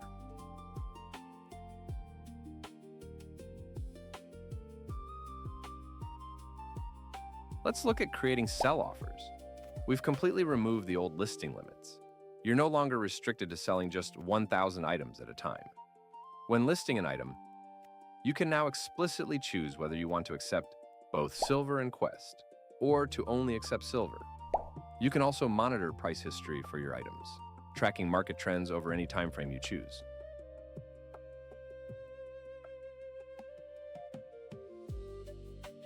Finally, we've completely overhauled how buy orders work. When you select an item, the interface now shows all offers that match your exact configuration, right alongside the item's price history. Best of all, the system now matches buy and sell orders.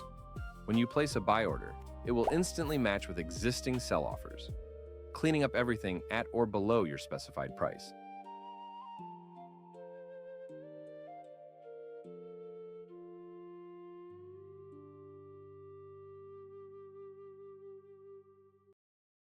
So yeah, lots of changes coming to the marketplace, lots of quality of life stuff that I know people have very much wanted. We generally try with an expansion to always kind of slip in different areas, right? We don't want to do an expansion that's just all quality of life stuff, even though there's always an endless, ask for it. We don't want to do all kind of in one area. We generally try to, and also look at systems that we feel need some love, like the Rangers Company system. We have some big changes coming to that as well. What else?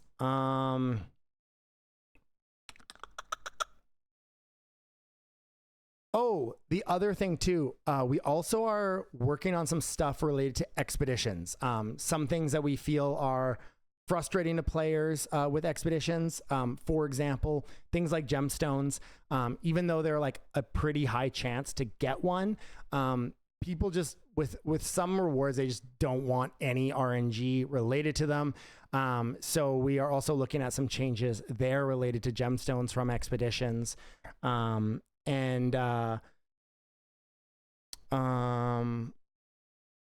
Another thing that we have been kind of figuring out is our exclusivity with IMX has officially ended. So that's also something we are kind of navigating.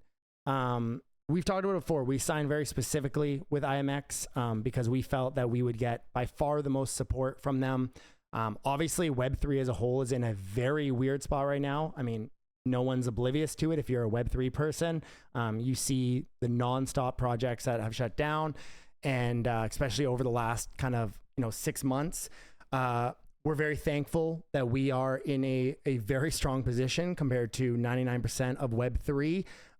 Many are kind of doing their last ditch efforts to hold on, but they do not have a sustainable path. And they're just trying to hold on as long as they can. And they really don't have a way out. They know it's like a ticking time bomb. This is mainly because we did things very differently. And we're very thankful for that. But it doesn't change the fact that, us being on, it doesn't change the fact that that there are some weaknesses to certain chains and some strengths to certain chains, and it's been something that it was a very good experience with IMX, and this isn't to say we're going off of IMX or anything like that. It just means that our exclusivity is over. So a lot of things are kind of moving around that area. And things that we're kind of exploring there and just seeing what the best fit is for us. We are pretty much guaranteed to not look to do an exclusivity anywhere. We think the best play is ultimately to consider multi-chaining. It's much stronger, gives way bigger access to different markets. And while we love IMX and they've done so much for us and they've been really good partners for us, there are some weaknesses to IMX that they will self-admit. There's not a lot of liquidity there. There are not a lot of eyes there. And yeah, we have some pretty big plans with Rise of Tyrants with the ecosystem update. Some of those are kind of short term, some of those are long term, and yeah, something that we've been exploring a lot, and just kind of the best places to be, and the best access for players.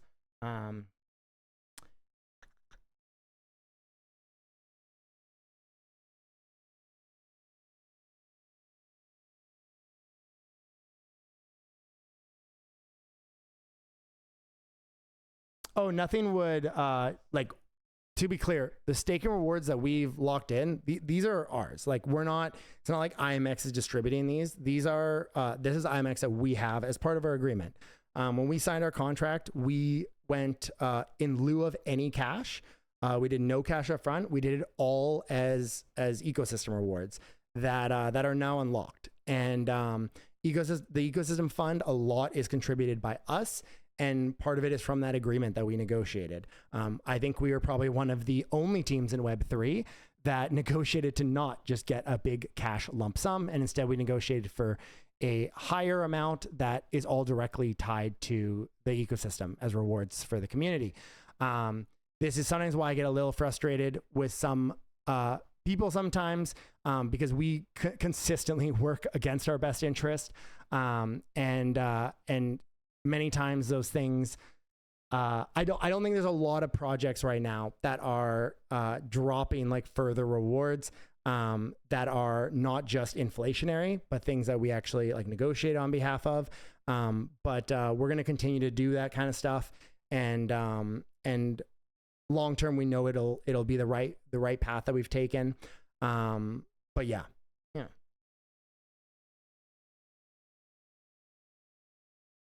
And it is hard because, like, obviously, seeing IMX down like from $9 a token to 15 cents is, tough for us. But you then look at, okay, how's Ronin doing? How is these guys doing? And you see Ronin's down even more. And it's like, well, shit. Okay. The reality is no one is escaping it right now. It's a really tough market, and that's just how it is. What's most important is making sure that you're able to survive through it, right? And we've done a very good job of that. And ultimately positioning ourselves where we can weather that storm, which is great. And we're very grateful for that and very fortunate of that. But there's no doubt that it has impacted a lot of groups much harder, right? A lot relied on selling their own token to be able to fund development. They relied on future kind of sales of that, like, backdoor deals, I guess you could say, or whatever with VCs, and even massive chains. Like, I'm not going to say any specifically, but a lot of them, like, you can see it. It's really tough seeing them go from like $1 billion valuations down to 30 million, right? But we're fortunate that we didn't structure ourselves around that like many teams did.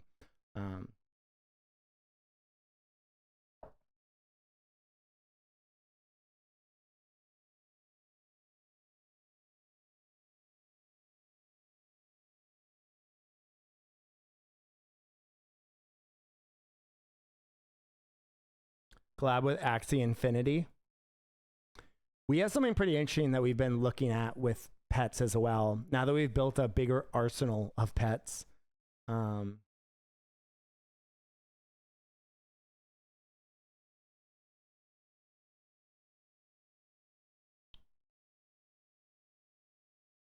Gromovolk CX listing right now is it's not the time for that. I'll just say that. CX is still gouge a lot. They want huge chunks of your token to dump. And they do not bring much weight right now. I will say that right now. When that kind of changes, when that cycle changes, that's the time to do it. Definitely not right now. I don't think you'll find a single group or any advisor or anything that would ever recommend that in the current market.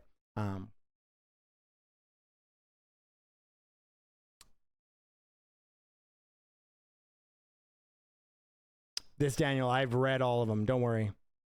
We have most of these are already on our development map, things that we want to do. We're never done building, and there's always a million things that we want to do that we haven't had a chance to do yet.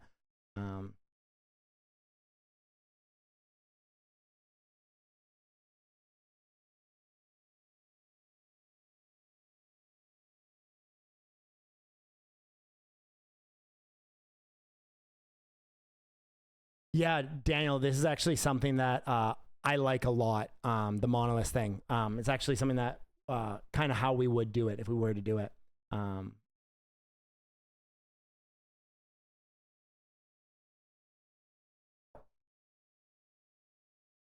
Valdez, what up, buddy?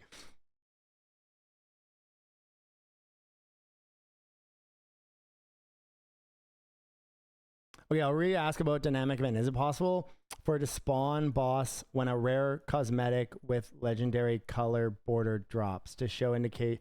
Oh, like you're saying, like, could we make even more rare cosmetics that could drop from dynamic events? This was something like we had very rare cosmetics that were locked behind dynamic events, and it's been like one of the #1 things that people complain about is that it's like too rare. And we always say, well, cosmetics are optional. Like, you don't need that cosmetic. But of course, that's not how they see it. They're just like, oh, it's too rare. And we love having really rare show off things like cosmetics, right? Because they don't impact your power. They don't impact your progression. You can't like, you don't need it to keep leveling or something like that. But even then, many times people are like, I want it and it's hard to get, so give it to me or whatever. Yeah. It's good that this game has something very rare that drops. Yeah, agreed. And that's kind of why we ignore it. Because, like, to be clear, like, we get this feedback all the time, and it's always brought to me, like, to make them easier. And I kind of always push back. I'm like, no, guys, like, it's good to have rare things. It's a good thing.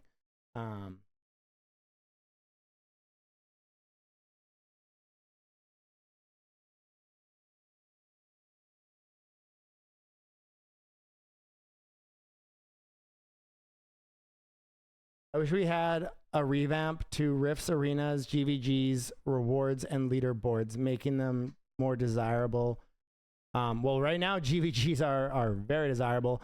I definitely agree that, you know, as the game evolves, certain systems, like people said, Rifts used to be insane for EXP. Now, with how much the game's evolved, you know, they feel a little bit like they're falling behind. And that's something that we're always having to do, right? We're always having to like update those things and change those things as the game evolves. And I don't disagree, especially with the Rifts. With Arena, we've been working on something kind of unique for that. Because we want to build more around arenas. We want to build more around Guild Wars.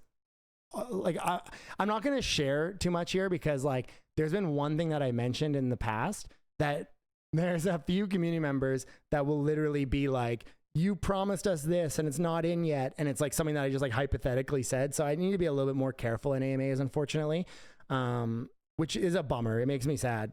But I also just don't want to just like ban those people for being annoying because they've been here a long time. But I can't share any ideas without it being like, oh, this is coming. And then when it's not in, they're like, where is it? It should be here already. You said you liked the idea. And it's like, well, yeah. I'm not even talking about Daniel here, to be honest. Debuff on RNG renewed for 6 months.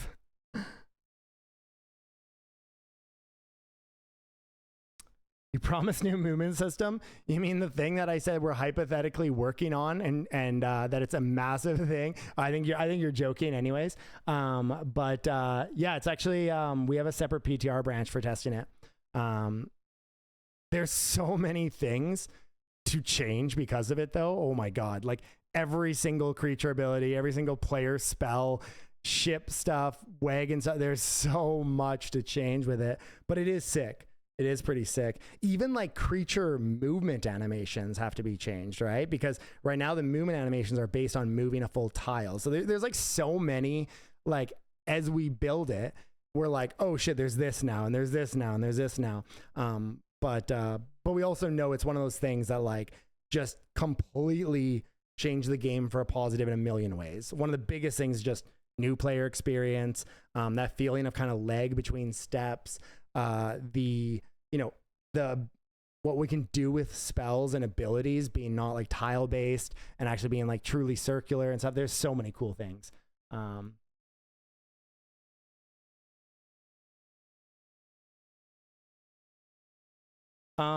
Yeah, you already suggested adding the not anonymous option to the marketplace, and quite a few people voted against it.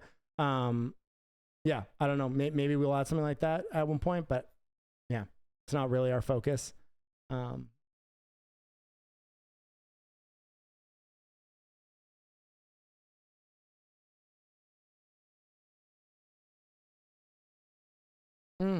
Problem with high stakes riff high stakes riffs is the other side would have to be doing it as well, and it just further thins out the chance of getting an opponent.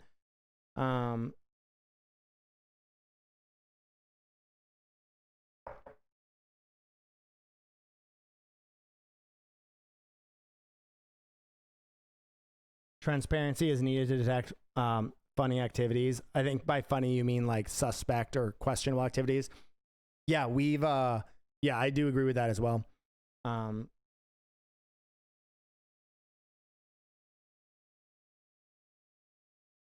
I like blacksmithing people or blacklisting people on the market who are assholes? Yeah, definitely. Yeah, keep the names. That way I skip over names from enemy guild and don't give them any money. Where is 95 Archetype? You mean effective level, I assume? Set and tier 9 gems. Yeah, well, we've never shared any of those things. If you're just asking, like, are we going to do them? Even when we dropped the tier 8 gems, there was some people mad saying that we dropped them too early. So yeah, I don't know. But we haven't shared about any of those things. Making people buy lucky coins for 10x the price. Yeah, definitely a lot of people are good with the marketplace.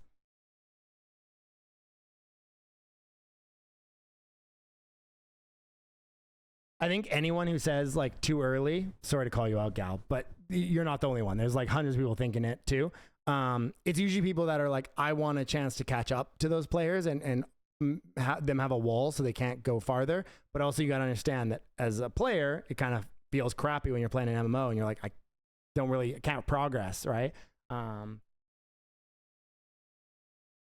Is increasing the amount of GVGs per week to 2x something you would consider? Yeah, it is. But also, as we learned with monoliths, having certain content too frequently can devalue it and make it less exciting in general.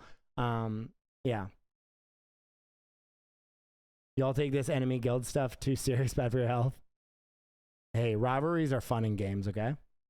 As long as there's a line to it and it doesn't become like, I think rivalries in games are a lot of fun. As long as it doesn't get to the degree where it's like it's the same with like rivalries in sports, or like watching sports. Like if you have like your team and someone else is their team and you're like, you guys suck, or, and you're like shooting the shit back and forth, as long as it's not like, but then there's people that take it way too far and they're like, I'm actually going to like slash your tires because you're a fan of another team. And it's like, yo, man, like it's still just, relax. Neither, please. In this new update, we'll be able to move the totem. I can't share on that.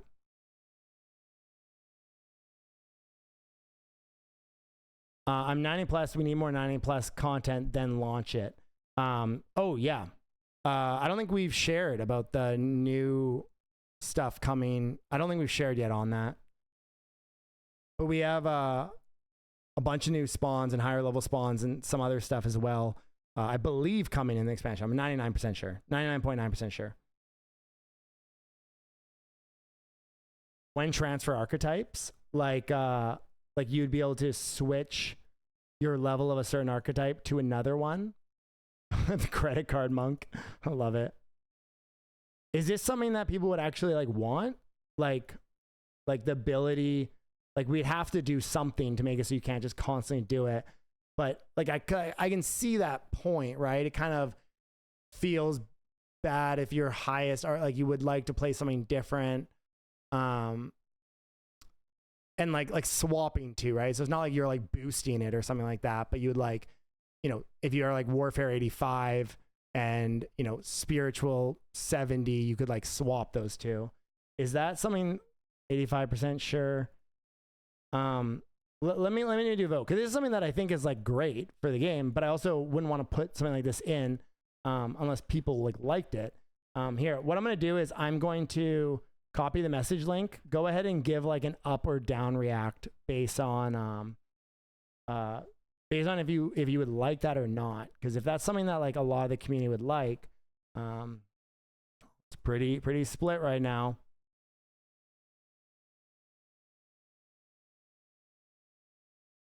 I'm afraid the new Rangers company will take too much time every day to complete. No, it's our intention with it was it to take, or is it to take similar time? The problem with it is that right now for some people it takes like no time at all, and it's mainly just running back to the Rangers company post.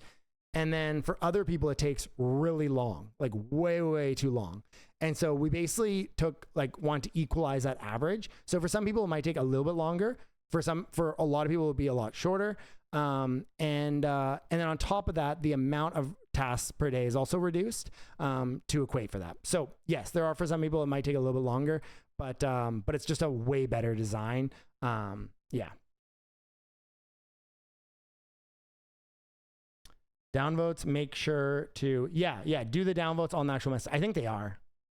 Okay, it seems like right now just slightly the majority says no. Reborn, yeah, I did mention it lightly.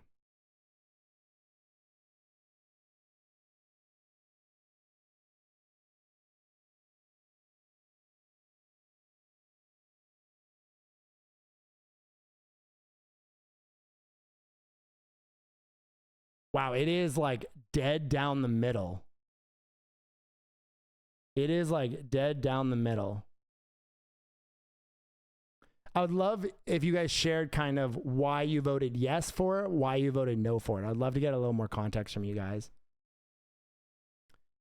Yeah, archetype besieging is something that's very interesting. The thing is, it's kind of tricky to do the right way, because let's say you're 90, like when would you, like what level would be the prestiging? If it was like 75, well, okay, that feels kind of, if you're 90, that feels kind of bad. What would we add 15 levels to you? Like how would you, which wouldn't be equivalent to the 15 levels pushing past it?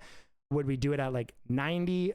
Like, like it's kind of tricky to do the right way. But yeah.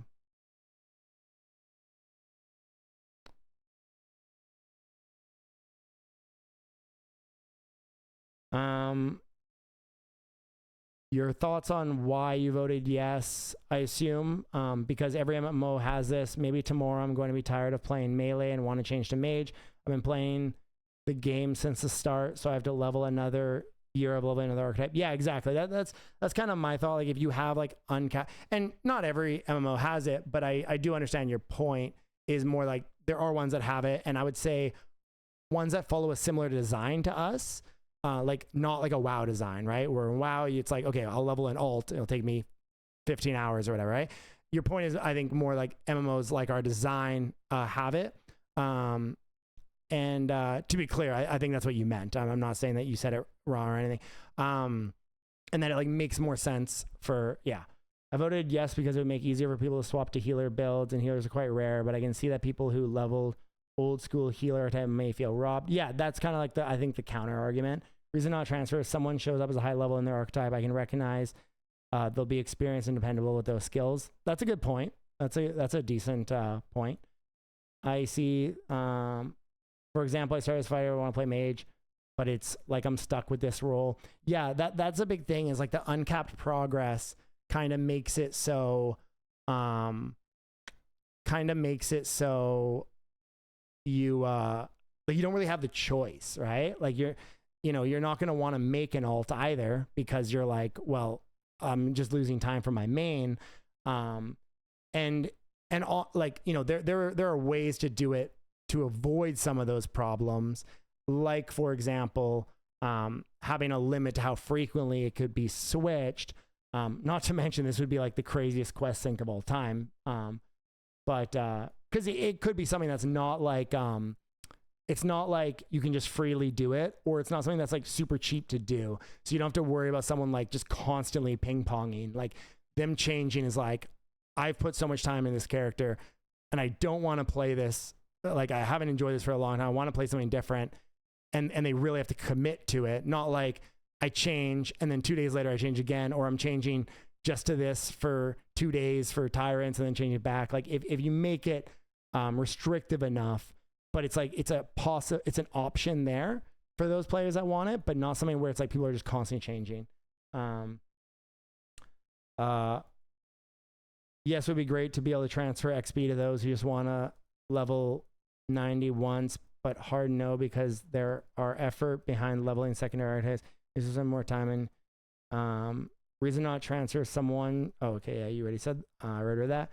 No, because we wasted our main effective archetype to upgrade other archetypes. Now people will come and just shift archetypes. I voted yes because it would make it easier for people to swap to healer. Okay, yeah, I read that already. In other MMOs, if you want to change from melee to mage, you have to create another character. I think he's referring to the MMOs that you don't have to do that, right? Where you can swap.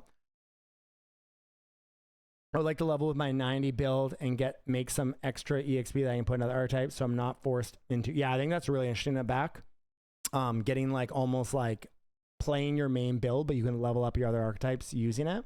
I think that's pretty interesting. It's simple. Sometimes I want to play with another archetype, but I'm discouraged because my warfare is 5 to 15 levels below my wizardry. Yeah, I think that's a good point. Because level up cleric is a punch in the stomach and will suck.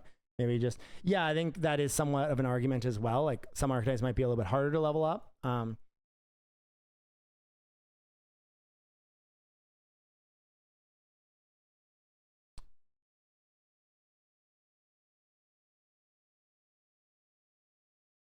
When using hard no for XP transfer, but yes for making XP go 100% for leveling archetypes when using one that are already 90. Yeah. So basically just like boosted EXP for lower end ones. Yeah.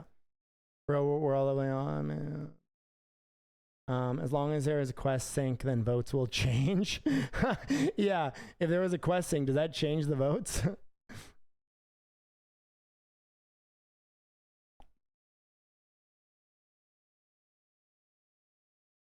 Also, this poll kind of demonstrates why raising the effective cap is all the time is bad. We're living saying Archetype all the time. We want to focus on.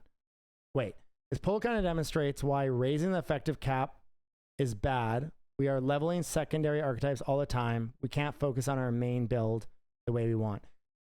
Sorry, I'm confused. The first half, it sounded like you're saying it's like bad, but then you're saying we can't focus on our main builds the way we want to. So don't you mean it's like not having an effective level cap would be good? Like I think I'm kind of thrown through a loop there. Sounds like at first you're saying it's bad, and then you're arguing why it shouldn't be. Yeah, this shouldn't be something that changes constantly. For example, in another MMO, this was only allowed once. We could change the class only once. Yeah, that's kind of what I was more saying, is like something that's very restrictive, but maybe gives that ability. But then there is the argument that like, yeah, or just allow you to choose where your experience goes. Yeah, I think that's kind of interesting.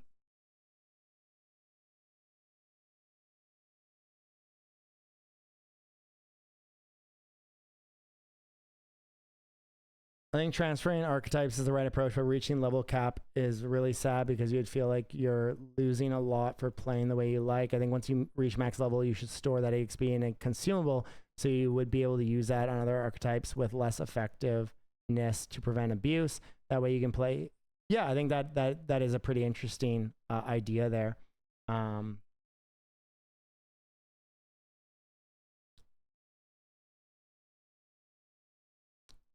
Yeah, or have a small percentage bleed over. I think that is pretty interesting too.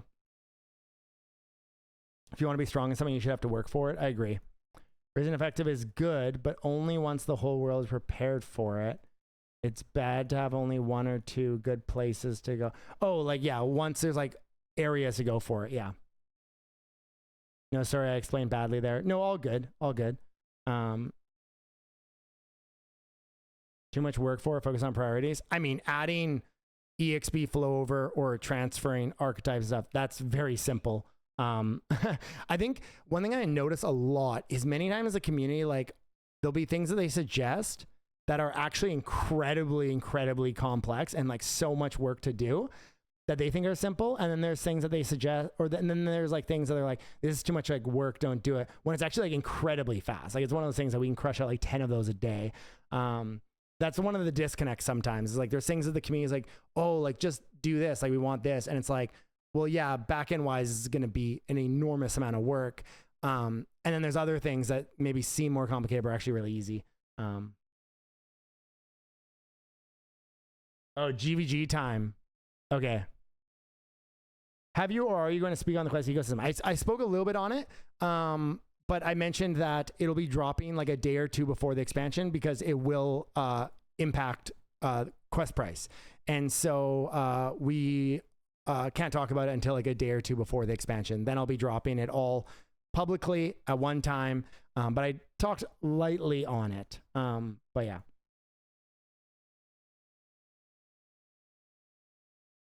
Okay, this is what we're going to do. I'm vibing right now. I'm vibing with you guys. So I'm going to see if there's anything critical to go over so that, yeah, let's do the giveaway quick. Or let's at least get you guys the information for the giveaway. So you guys...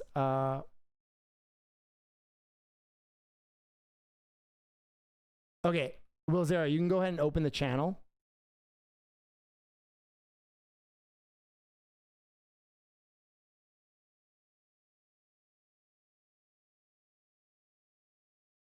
So I'm going to be giving away 3 monks, okay, that I just bought back earlier this morning.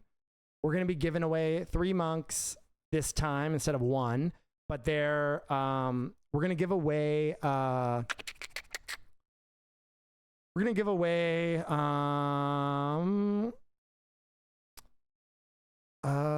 we're gonna give away. I'm just going through. We're gonna give away one, two. We're gonna give away 3 rare monks. So we're gonna give away 3 rare monks. In the order that the winners are, they'll get to choose between those 3. We're gonna give away 3 rare monks. And all you have to do is you'll just have to go to a channel. It should be open now, I believe. Yep, and just type in Rise. Exclamation mark Rise. That'll give you a role for being at the AMA. You'll get a role, and then we will raffle it off to 3 people with that role. We'll probably do the raffle in like an hour or something. So you have lots of time, so don't worry about that. Go in there and type Rise. Yeah, no, you got to go in that channel. It's disabled in this one. You got to go in that channel. Like, we'll roll the giveaway in an hour. Just so, or whenever. Like, the CMs will do it whenever they feel like everyone's kind of entered, just to give people time. Like, I'm not going to stay here for an hour and then announce the winners. My point is the winners will be announced from that roll in there. But you'll have like an hour to enter for it. Or we'll do less. We can do less time. I wanted to do it like after the Guild Wars so you guys can see it, but we'll give you guys, let's say, like 18 minutes, okay? You got 18 minutes. So until 40 minutes past the hour, Zara, just so you know, you can go ahead and roll it in 18 minutes, okay? Just so people don't like jump in for it that aren't in the AMA. Are you free to go? You are free to go. I'm going to chat a little bit more. There's a few things I wanted to kind of chat a bit more on. But the core of it, guys, Rise of Tyrants expansion dropping on May 23rd. We're going to be very, very, very busy up until that point. We still have more teasers and more things that are coming in the expansion that we haven't shared yet. So look forward to those. We'll be sharing those over the next 2.5 weeks. Also another boss teaser on Tuesday. And also, we have more teasers coming, more things to share. We also have Blackjack coming, which I know a lot of you guys have wanted. We also have Blackjack coming too.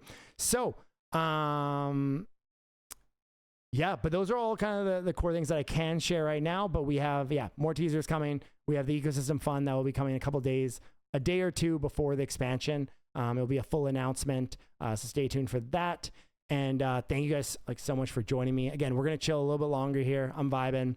And you guys have more questions and more things you guys are mentioning that I want to chat on. But there'll be no more big announcements. So if you want to hop out of here, feel free to hop out. If you want to chill, vibe, feel free. Hello, Blackjack, my old friend. I missed the first hour. Drop the notes, please, or upload YouTube. Yeah, we're recording, so there will be a YouTube upload of this. Yeah, this, Daniel, that's something that's quite heavy to make, but something that we do want to make, especially as we look at a few other systems we want to bring to the game as well. I got to go to my GVG. Thanks for the AMA. Bye. CMM. Thanks for joining. That's why I did it early enough, because I wanted to make sure you guys could hop over. Can we have notes? Yeah, there'll be notes with the VOD too, I assume. Otherwise, you can just throw the VOD into AI and have it make notes, but...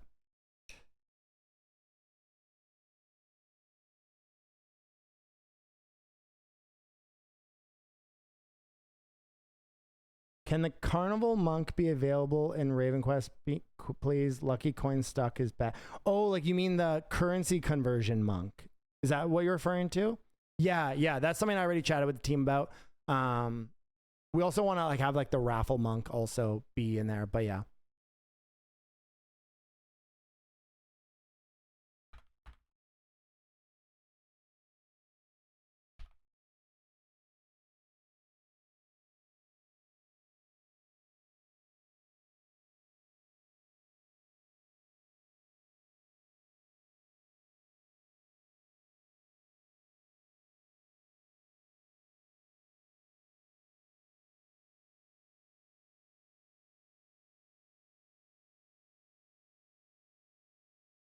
Yeah, it's not because of no queue system, this, Daniel. It's more that the arena system just doesn't really serve, without a leaderboard, it doesn't really serve a good enough role. It's why I've been looking at it on some overall changes to it, because we're preparing for something pretty big around arena, GVG, the Tyrants leaderboard and stuff like that. but we kind of wanted to get a PvE side in for it as well first.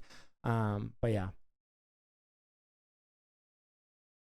Oh, big wall of text here.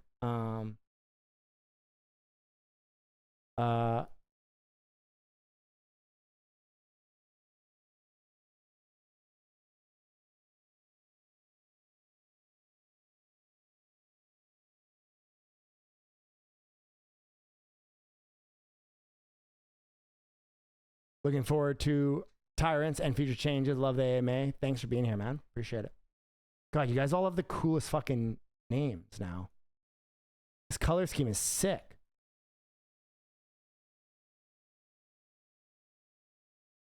Smart Will Zara to give them a color scheme to their name too, so they know if they're in or not. Good idea. Any better reward coming for PvP content? Fame and Warforging Shards are. We talked about both of those actually through this AMA. Is there going to be more API released? Yeah, we actually met and went through all of the API requests and categorized them all. And some of them like aren't going to be needed anymore because they're coming like into the marketplace, and some are kind of outdated. But yeah, definitely.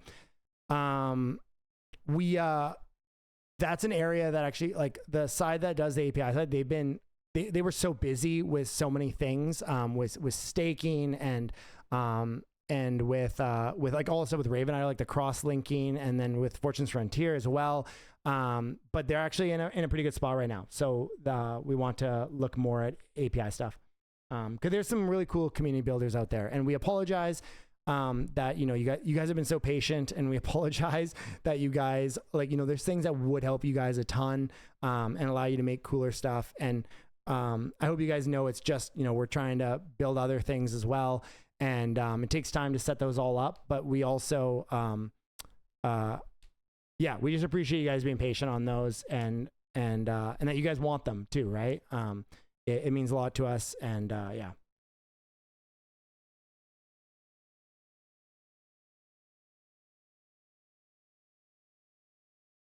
Hey Hawkeye, you need some common rewards too, Otherwise we'd have to just other things. I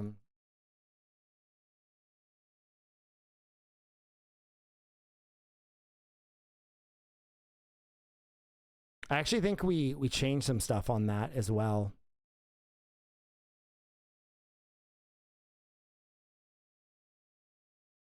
Yeah, we have a lot of cool stuff coming around that, but that will be shared in the next teaser. I think it's the next teaser.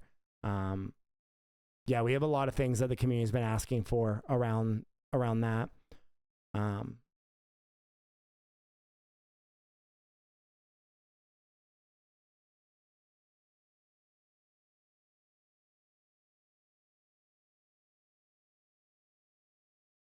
Yeah, this Daniel, I'm not disagreeing with what you're saying at all, just to be clear. I agree with all your points.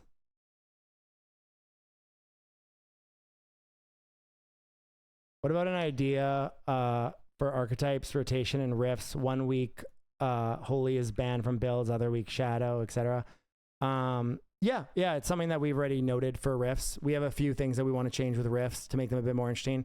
We thought about like something like wild card rifts that are like separate from normal rifts, like maybe like 1 day of the week or whatever, and they're like and they would be like, when you enter, you get to pick like 3 monk songs or something like that, or like 3 afflictions or something cool like that. So it's just like absolute kind of like a draft style format before the rift starts, and it's just like kind of a bit more like almost like ARAM kind of in League, where it's just like feels a little bit different, a little bit more anarchy, but has its own kind of like fun, refreshing feel to it. And every, riff feels kind of different stuff. We thought something like that could be kind of fun to add. We also thought about adding like a GVG style event that's also kind of the same. So like every team like giraffes a bunch of monk songs and stuff. We thought that would be kind of fun. May the 4th, 23rd be with you. Yeah, thank you. Thanks for the AMA. Of course, man. Thank you guys for joining. I love doing these. I want to do more too. I actually, a few community members reached out just saying like, we love AMAs. We love you just like Knight's Forge, all that kind of stuff. Like do more of them again. And you know, it's a lot of time and there's always prep involved and you know, the team's always around and helping out with stuff. But I enjoy doing them, or I love doing them. And I always say like there's kind of phases that I go through, like when we're really busy building for a new expansion, that's when I have like by far the least time because I'm very busy on the design side and stuff. But then leading up to expansion, I usually have more time because it's more on like the QA side, right? And then usually post an expansion too. I have the couple weeks post, I usually have more time. So yeah. But I also like, I sometimes feel bad doing an AMA where I like don't have a lot to share, you know, like it's like, oh, we can just talk about kind of the same things from last week, but like the team's busy building and checking the current things and all that kind of stuff. And it's like, I'm like, I don't want to like waste people's time either, you know, I guess. I might maybe do like minor AMAs and major AMAs, like, you know, like, hey, this is a big one, be there. Here's kind of a minor one. Let's just like vibe and chat about ideas and stuff. I know the community gave you guys a hard time the last couple of months, but keep in mind, anytime I ask anyone what's the best Web3 game right now, the hardest critics will still say RavenQuest. I appreciate you saying that. And that's something that we do know. In like, it always means a lot hearing it, but it's something we do know deep in our hearts. Even like hearing from other chains over the last bit, like everyone has a tremendous level of respect for what we're doing and that we're one of the very few that are just very much sustainable and trugging along and building and not worried in the current market. And don't get me wrong, it's affected us without a doubt, but we're not in a position that many are in. And we get a lot of that from like other chains and other teams that are just like, you know, we shared kind of with some other teams what we were planning to do to make sure that we were bear market proof and we could keep building and stuff back a year ago. And, you know, now many of them have reached out to us and been like, we really wish we would have done that. When at the time they were a little bit like, oh, I don't know. And, you know, Web3 is very particular and stuff like that. And, you know, we wanted to carve our own path. And now because of that, we've gotten a lot of appreciation from other chains that have been reaching out and even just seeing some third party kind of discussions that we weren't involved in about them hearing about, you know, our exclusivity and stuff like that, going up, like, yeah. Yeah. But I appreciate it. Thank you.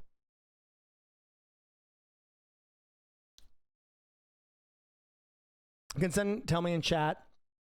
Can someone in chat tell me if the marketplace rework date is different from a Tyrant's launch? Let me type because I assume it's because you can't listen. We discussed it earlier in the AMA.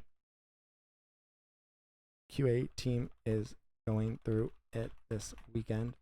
Seeing can make a separate client branch to drop earlier. Let's keep cooking those Tyrants. Fuck yeah. Also, shout out to Raven Guardian. They do an awesome job, and they're the ones that I probably feel the most bad with the things that they want for the API because they cook when they get it. So, well, API updates let us access marketplace data. That's the thing. So there's some like API stuff related to marketplace data that isn't going to be needed because in the marketplace update, a lot of that stuff is now just available in game. However, there are still a couple things as well that would probably be nice.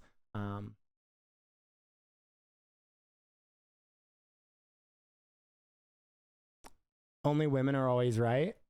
Look at that. You're ready to get married. You're clearly a man that is ready to get married because you know the truth.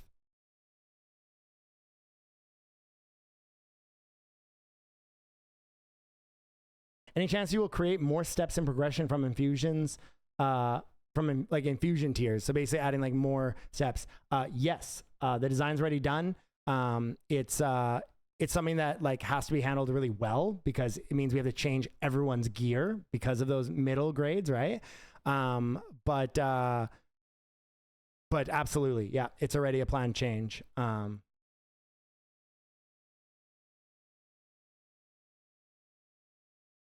It's something though that does have to be handled by like our lead engineer just to make sure it's done right, because if it goes wrong, it'll be catastrophic.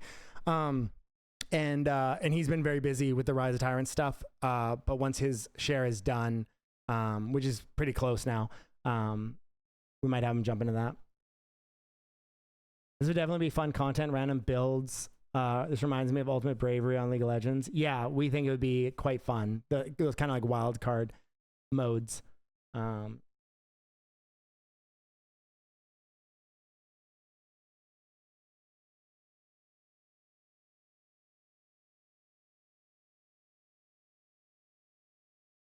Are we getting smoother progression and infusions? Yeah, that's what I'm kind of talking about. Raven HUD map. Interactive world map. Oh, this is cool. Ooh. Ooh, you can go real in. And it's like one thing I'll say that's great about it is it's many times people have a hard time with like the loading, right? Like it's just so much information to load, but this is done really well. Cool.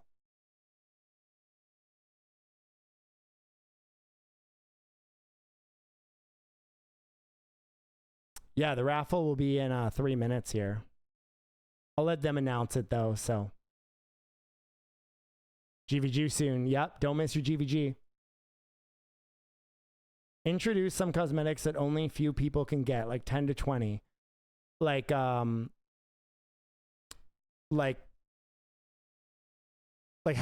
Like like in what how should we make only 10 to 20 get it? Like kind of like what we're doing like with the leaderboard with expeditions, where there's like the I know it's not a cosmetic, it's a kill animation, but where like only certain people can get it.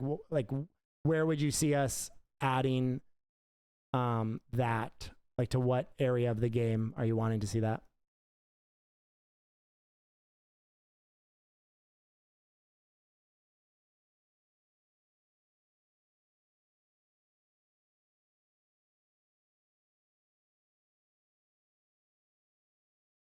Raven HUD is a lifesaver for everyone who loves RPG side of the game.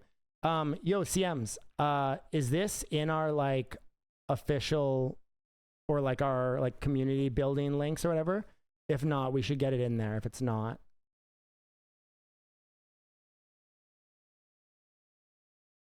Yeah, Raven Guardian is very good. And seeing Raven HUD here, it looks fucking awesome.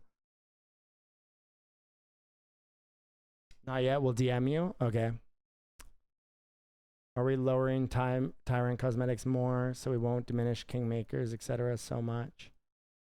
You don't even know the rarity of the Tyrant cosmetics. I feel like if we lower it, they will not be worthwhile, the reach. All right, you guys got anything else for me? Dude, every time I do an AMA, I have like literally like 70 notes that I made.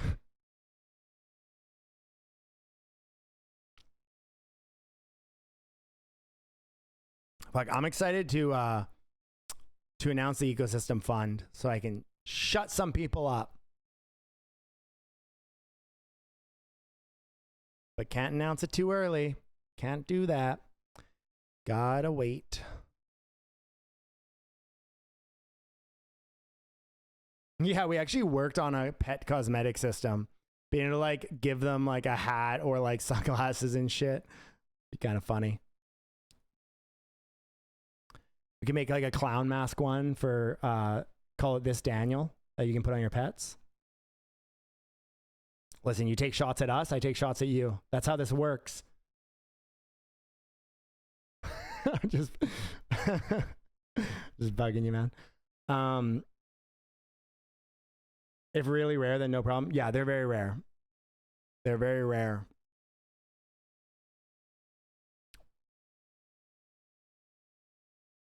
Gotta go, guys. Need to go for my warband call meeting. Thank you guys for the AMA. See you guys later. Yeah, thank you, man. Yeah, I'm probably gonna end it here just so no one's like staying and then they're like, you know, having a shorter pre-Guild Wars chat.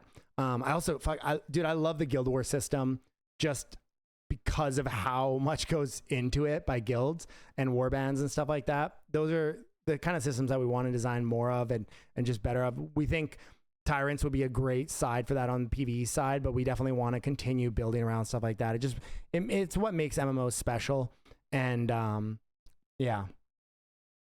I think it's also part of why, like, sometimes with just like adding new quests or whatever, right? Why sometimes we're like more wanting to do things like the Tyrant system, because we're like, yes, adding new quests is great, it's fun, but like bringing in something that really just brings a new thing for people long term and something to coordinate around. Both are good. I'm not saying that. I'm just saying that, yeah, we very much enjoyed building this Tyrant system, and we're very excited about what it'll bring to the game. One thing I almost forgot to mention, and I'll be putting this in the patch notes, okay? But I'm saying to all of you guys, and we have all your names now because of the raffle. We know everyone that was here. So if I see you say anything, I'm gonna snap ban. The Tyrant system will be going and has been going under a lot of QA and balance, and it will have balance iterations until the day that it drops. I need to be super clear. No amount of balance testing will ever prepare for its release. The amount of players that will do it, the amount of strategies that will be uncovered, even possibly in the second rotation, there'll be new strategies that come in. We will very likely tune all of these at some point. They might be buffed, they might be nerfed. Be ready for that. I don't want to hear anyone crying like, oh, so-and-so, they did theirs yesterday and now it's a little bit stronger, so it's harder for me. Well, then you should have done it the first day. I don't want to hear anyone being like, oh, we did it yesterday and now it's a little bit weaker. I wish I would have waited. Tough luck. We will change these to make sure that they are in a spot that we really like, because we know strategies will come up that will be like, oh shit, that's a smart way to do it. And of course, a smart way to do it is different from like a broken way to do it, right? But also we want to make sure they're all in line with each other. So to be clear, our goal is that we would probably change them each rotation cycle. So not like the day after, so that you all have a chance to do them on like the same difficulty. I gave the example of like the day after. We probably wouldn't do that unless one was like actually broken, like there was like an issue with it where it was just people just breeze through it. But it's more likely that we would change like each cycle, but just be prepared for that. There's a very good chance that every Tyrant will be tweaked to some degree just to keep them in line with each other. We also don't want like one Tyrant to just be objectively way harder than the others. And again, 1,000 hours of in-house testing will never compare to the many more hours from players testing who are also very good at figuring shit out. See all you top players. I know what you guys do. I know your Discords. Talking to you guys, TGG especially. I know your Discord shit. Okay, I know you guys are solving stuff at a different level.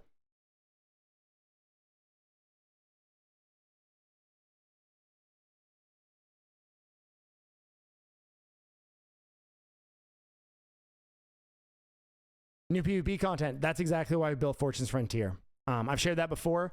We knew this expansion we would want to drop before, but that's exactly why we built Fortune's Frontier. Someone said like a battle royale.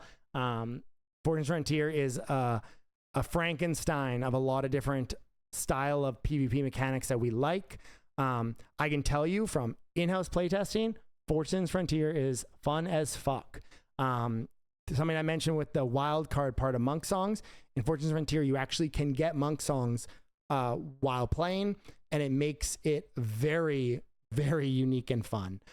It's meant to be a bit more chaotic. We built that for the PvP heads. It is something huge, something that we're very excited about. Everyone will enjoy it. It's not just for PvP players. There's also a PvE side to it. But the PvP heads are going to go crazy over it. It is, again, from the in-house playtesting, I can tell you, like, actually, Labosi, you can even share. Labosi's played RavenQuest and Raven Dawn since, like, he was probably like when we had a Discord of 1,000 people. I'm pretty sure he was in there. He's played since forever. He's actually we brought him in-house in the studio about a year ago. And I think he can tell you that it's probably some of the most fun he's had has been playing Fortune's Frontiers game loop. It is very fucking fun. And he's someone that's probably played more than a lot of people. I don't want to say anyone. He's in the top 1% of amount of playing the game. He's very much enjoyed it in the playtesting. So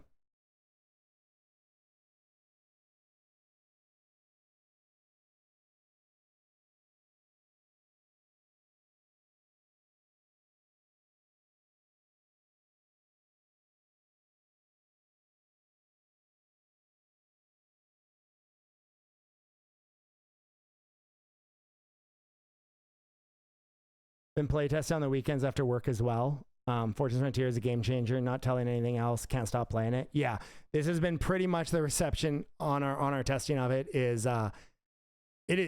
very fucking fun. We really cooked on it. We made something really unique, and we're excited about it because I know for like a lot of the RavenQuest community, it's gonna be just like it's gonna feel almost like a whole new game that is tied directly into RavenQuest. But something like a really nice, fresh change of pace and really great opportunity for bringing new players and converting them over to RavenQuest. So very excited about this. Please open the AMA raffle. It already closed 7 minutes ago. We gave 20 minutes that it was open. I'm sorry if you missed it, but yeah, it closed 7 minutes ago. We had 20 minutes for you guys to enter, so I'm not gonna. There's always gonna be some people that missed it, but I'm sorry. But don't worry, we have more AMAs and stuff ahead, and I'll be doing more and more giveaways ahead.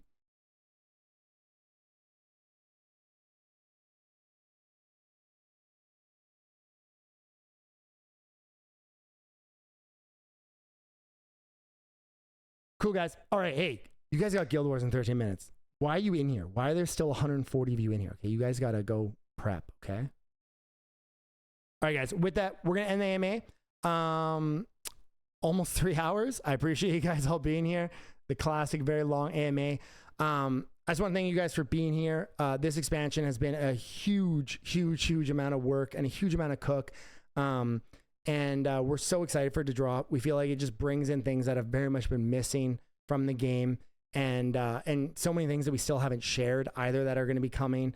You know, we're gonna keep building at a rapid pace. We're gonna keep dropping cool shit, and that's all thanks to you guys, us being able to do that.